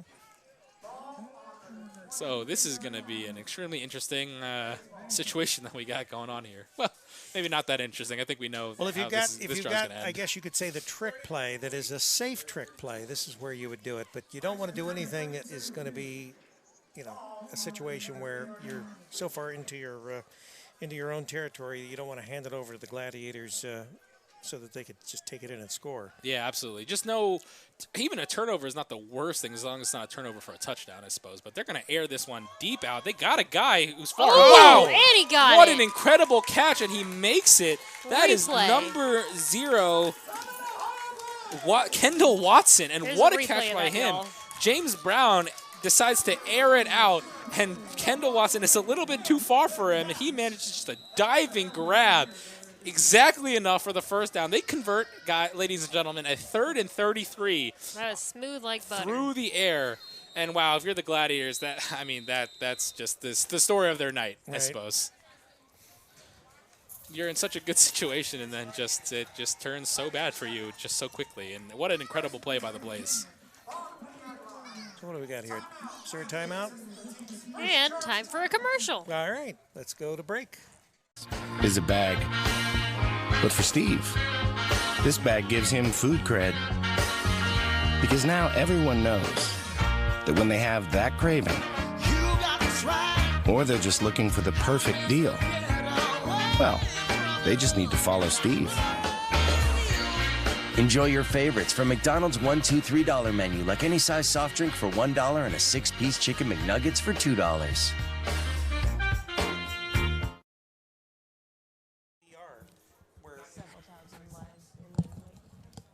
All right, we're back. We're back at Woodward Career Technical High School, home of the Bulldogs, for CampusNation.com, your internet sports authority. We have about 10 minutes remaining in the third quarter. Your fourth, isn't it the Isn't it the fourth fourth quarter? Yeah, fourth quarter. We've got to change the quarter there on the scoreboard. Yeah, fourth quarter. And your Southern Ohio Blaze leading your Columbus Gladiators 30-0. All right, we are in the fourth quarter. So definitely a game to forget if you're the Gladiators, but you're still moving it if you're the Blaze, and they do a fake play action even this deep, and I mean it should have worked. Unfortunately, the pass is a little bit behind number 2 Kyron Payne after the play action fake, and well, it's going to be second and clock stops. So I guess if you're the Gladiators, something. Did you say you go to school here? Oh, okay. Got a young man up assisting with the Scoreboard. The scoreboard, who will be attending this high school that we're at right now. So, 2nd and 10. You got a shotgun formation, 1 running back behind, 4 wide receivers, 2 to the left, 2 to the right. Very familiar formation. They're going to throw a screen, and there's not a lot of people in front of this man, and he's going to have the sideline to go. Although, yeah, I mean, I feel like when you're up, you don't want to go out. You know, obviously, at the end of the day, it's really not going to matter when you're up this much, but general strategy is you don't want to take that ball out and stop the clock. But now it's third and short, 3rd and 2 or so to go. 3rd and 2. And you know, just the first down train does not stop.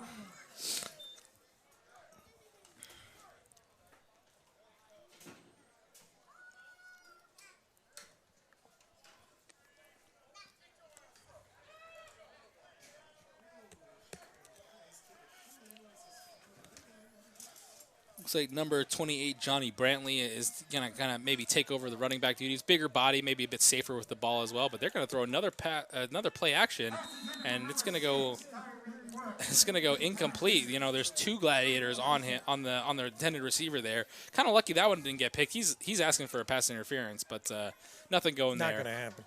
And now it's 4th and a bit of an odd drive that they started here. You know, they had the huge play, and then we take a little bit of a timeout break, and then they come out, and they threw the ball 3 straight times. Already up 30-0 with, 10 minutes left to go. Bit interesting strategy, but once again, at this point, they must be fairly confident. They think they can pick this first down up on the ground. That's why they tried the passes, maybe to. You'd be absolutely right. I mean, Devontae Johnson, besides the fumbles, has not really had too much trouble running the ball. They're going to run an option. James Brown's going to keep it, and he's going to easily get it with a bit of a new nice fake to Devontae Johnson. That faked me out. I thought he was going to toss it, and he just keeps it and gets it. That's his first down. And that's another first down. So, absolutely, like you said, they were confident that they could pick it up on the ground, which, I mean, they had reason to be, and they did. Well, looking at how quickly this game seems to be moving along, that ref might still make his dinner reservation. He's probably pretty excited. I mean, that's what I would be looking forward to.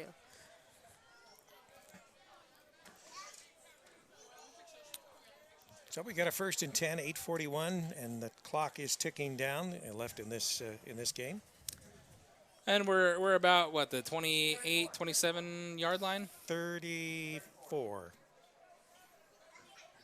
But they're inside the 30, though. No, you're right, 27. Yeah. Yeah, so inside the 30 here, and, a bit of movement here. Motion everywhere. Whether it's going to be a false start or in the ocean. Or encroachment, I don't know, but it's looking to be a false start. Usually when every single wide receiver goes off like that, something went wrong. They were on 2, and the quarterback was on 3. Yeah, must have been. One of those situations where it's like false start on everybody. Everybody just like take a nap and come back. We'll regroup. 1st and 15, yeah. No loss of down on a false start. Right. So 1st and 15 here. And we're going to be split out wide, 4 wide receivers again. You know, don't want to go into any sort of huge, you know, run it through package. They're still going to have the same formation they've kind of been running this the whole game. And they actually got a different quarterback in but they're going to hand it off to Devonta Johnson, who's just the way he can just move his feet and just shift around is pretty incredible. So now it is 2nd and 3 after a huge gain. That is number 7, Mike Crawford, who was their quarterback for a decent amount of these other games. He's going to come in and maybe, you know, for mop-up duty. Not a big reason to keep James Brown in the game at this point in time. So what do we got? We got about a 2nd and 4 or 3? 2nd and 3 or 4, you know, maybe 3.5, something like that. And once again, would be surprised to not see this be run, you know, unless they really just want to pile it on. Make the points for category of their scoreboard look a little bit better.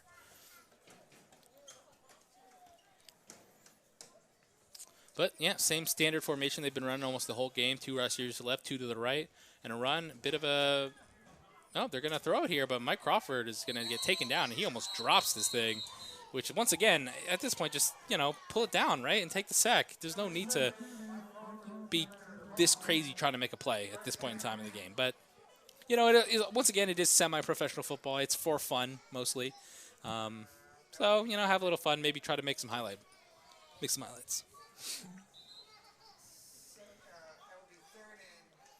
So after a big game by Devonta Johnson, they're coming pretty much all the way back. You know, they had a 1st and 15, then a 2nd and 3, and then a 3rd and 15. So, and that's where we are. Yeah, ping-ponging back and forth, and we'll see what they want to do here. And James Brown is actually back in. You know, coach probably not happy with Mike Crawford being that sloppy with the ball in this type of situation.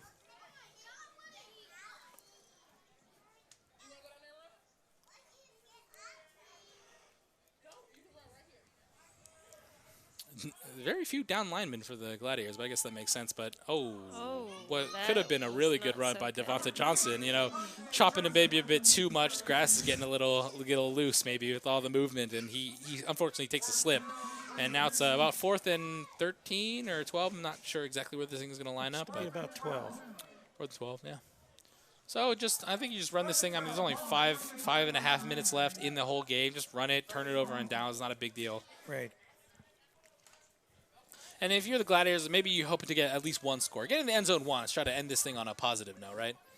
I would imagine you would at least attempt that. Let's see if they can get this ball back. Although they got 4 wide receivers again, you know, so 2 to the left, 2 to the right. Devonta Johnson to the quarterback, James Brown's left. And we'll see what they want to try to do here. And they're going to throw it, and they're going to air it out deep, and he is smothered and nothing doing. That was number 6, Tyreek Brooks. Doesn't manage to pull that one down. Good coverage by the Columbus Gladiators there. And it's their ball. And, I mean, clock stops. And once again, though, I mean, at this point, there's not really much wrong you can do. Yeah, you're not going to put 30 points to tie this game up and send it into anything. So right now with 5:16, 5:15 remaining in this game, you know, what you want to do is you want to take a little pride and maybe try to put one into the end zone and at least go out of here back to Columbus so that it's not quite as long a drive. Yeah, absolutely. You know, so somebody can at least be a little bit happier that they managed to get in the end zone, and you don't get blanked. You know, looks a little bit better on the scoreboard, or for the folks at home who are checking on the scores, they get to see, you know, a 6 or an 8 instead of a 0. So let's see what they do in the last 5 minutes, 16 seconds of this game.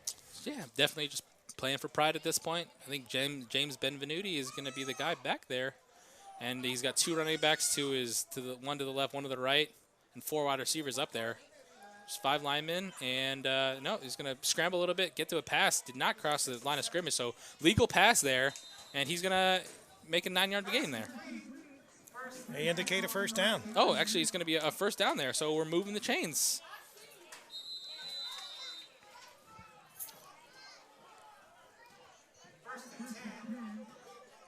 A lot of personnel switching for the Blaze here. Clock's running. Clock, absolutely, clock is running. I'm not sure how much time left is on this play clock, but they're going to snap it, and they're going to look to throw again. A bit of a screen. Oh, unfortunately, I think that one's going to hit the ground for Terrell Brown. Another helmet's out on the field. Not a big deal, but yeah, it's surprising that these screens are not the hardest place to usually to complete, but they're having some trouble in the Columbus Gladiators to complete these screens. That's like the second or third one I think I've seen fall incomplete, unfortunately. Yeah, he had some room in front of him to run, so that's a real shame. But 2nd and 10.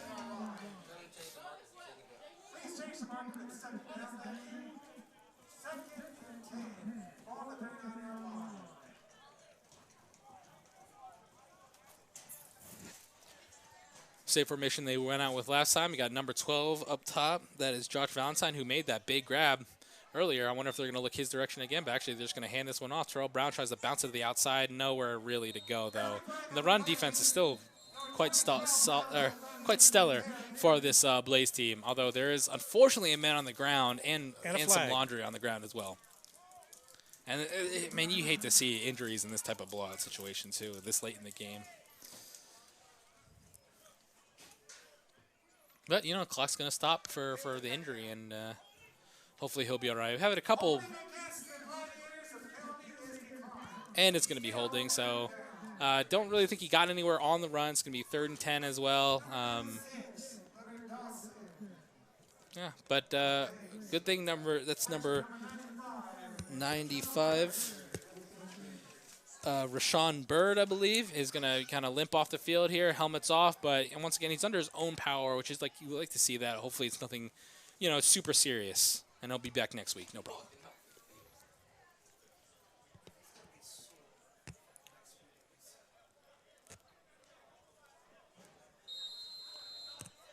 And as he kind of makes his way out of the field, play is going to restart. We got 3rd and 12 or 3rd and 11 to go. Once again, just trying to score for pride here if you're the Columbus Gladiators.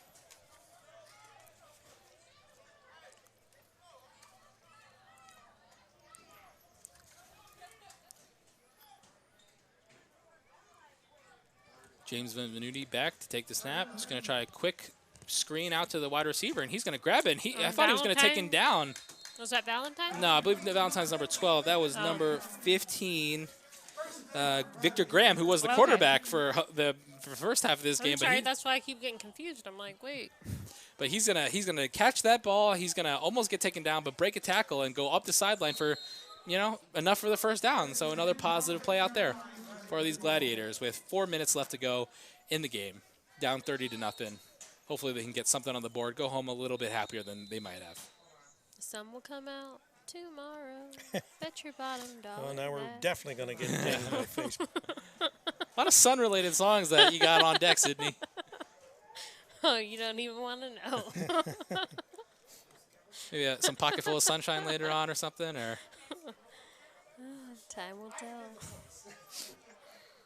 Don't give up your day job, huh? This is my day job. Oh. All right, so we got 3 receivers right, and they're going to get a encroachment on the defense there. I don't know if anyone knew what time that event started. And now we got, hopefully. False start by everyone on the field. It actually looks. Oh, yeah, it's just encroachment, so, you get to move 5 yards here up. 1st and 5. So you're moving the chains. This is one of the better drives that they had so far. A couple first downs converted. Their lineup trips to the left in bunches, 1 to the right. Split back. And Bienvenuti is going to try to pass this thing, although pulls it down and tries to go, and he's going to lose a couple yards there, unfortunately.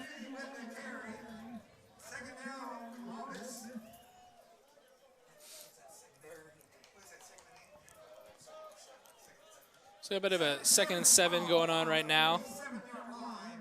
3:30 left to go, and time's ticking. I doubt anyone's going to take some timeouts on this. They get really close and maybe really want to get this thing in the end zone. 3:23, I doubt it.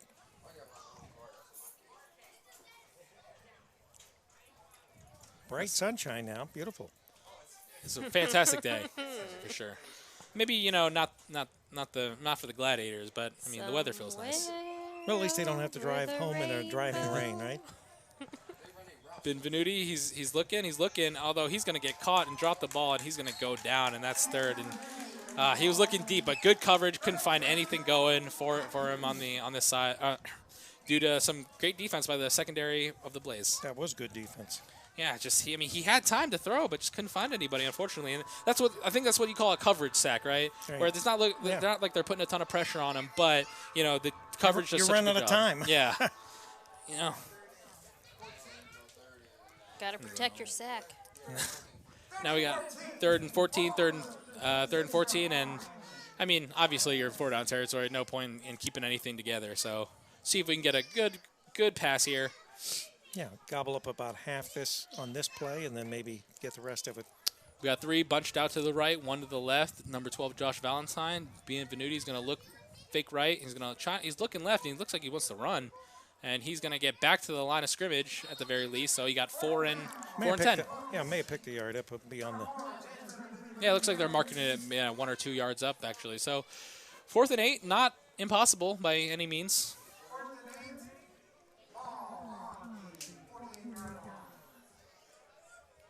Oh, man, one of the Columbus Gladiators jerseys is very much ripped. Hopefully you can get a new one.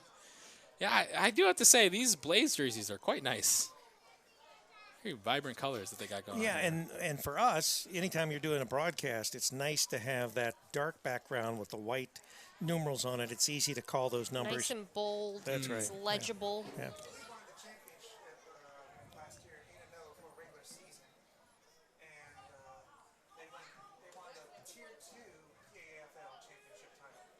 So, yeah, it looks like this Blaze team has quite a bit of championship pedigree that they got. But it looks like there's going to be a false start. I think they're going to try to call. Everyone's pointing at everyone else. Yeah, they're going to hope it's encroachment first. That's what James Bienvenuti is saying out here. But I don't think that's going to fly with the refs, and they're going to be moving back another 5 yards here.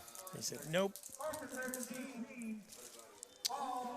And 4th and 13. So, I mean, possibly pretty much going to be the final. Possibly the final try for this Gladiators team to try to get something going here on the offensive end. We got 2 minutes left on the clock in the 4th quarter. About to hit the 2-minute warning. I mean, this is it. At this point, I feel like if they turn this ball over, hopefully the Blaze just kind of kneel this one out. But I guess we'll see. Looks like there's another flag on the play, and the Blaze team is clapping, so it looks like it could be another false start, and it is. So it just just gets worse and worse for the Gladiators. They're down another 5 yards. But you know what? Maybe they're trying to make this play extra special, extra spectacular, 4th and 8. This one's for you, Mom. 4th and 8's too easy. We want 4th and 18. They converted a 4th and 33 or 3rd and 33. Yeah, 3rd and 33. We want to do a 4th and 18 at least. We'll just show that. them. Yeah, exactly. Stick it to the man. Well, we'll see what happens. These are taxpayer dollars. But yeah, you're going to be a lot of deep players here for the Blaze. Nothing deep. So any way you look at it, the conclusion of this play, we'll probably have the 2-minute warning, and then unless we get another penalty, hopefully not. And here we go. A lot of players deep. Benvenuti wants to run, but he's not going to find any room. He's still up, and he just chucks that thing deep. Bit of a Hail Mary situation. Oh, Victor Graham was kind of in the area, but I'm sorry. Didn't really go for it. The 2-minute warning, you're at 1:52 now. I wonder, so turnover on downs is probably the last offensive play that the Gladiators are going to get, and they're going to end this one, unfortunately, 30-0. If you can hear that, a bit of a final countdown going on, and that's truly what it is here. And, might just see some kneeling or a couple runs here to finish this one out. Well, as the song, the final countdown will be edited out, obviously. I just wanted to let you guys know that's what is being played in the background.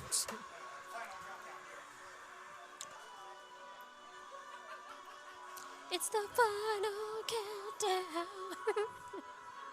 I don't know how many seconds in playing the music I think it's before 10. you get dinged. Yeah, it's not much. It's 10, 15 seconds, and then you get dinged, so you have a choice. But, I mean, my attempt at doing it was pretty good.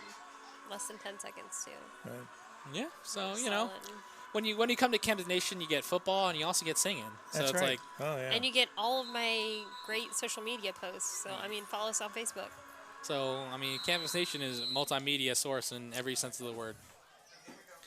Here we go. We're going to restart. They're not in victory formation yet because there's a little bit too much time for something like that, but they're probably just going to run this thing through. They got, their big guy, their big running back in the back, Johnny Brantley, I believe his name is, 230 pounds out here, and they're just going to run this thing straight up the middle a couple times here to finish the game off. Nice little pickup there. So, got a bit of highlights in this game. Do you have a top one, Rick? Well, I think that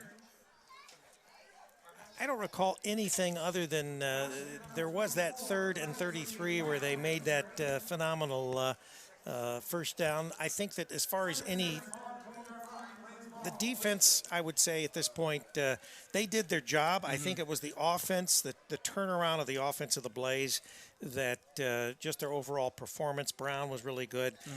He looked a lot more poised, when he was back throwing. He made a couple really good passes, picked up a couple touchdowns there. So I would say, once again, I still think that he probably was the deciding factor because he put the initial points on the board at the beginning. Absolutely. And, the Gladiators, they couldn't catch back up. Yeah, I mean, like you said, as good as that 3rd and 33 was, not a very consequential play. No, it didn't really mean much. Yeah. So, but it was a couple highlights. You had the diving pick as well. It also, that was pretty much in garbage time as well. But that was another good play. But like you said, just a lot of solid runs by Devontae Johnson, a lot of solid throws.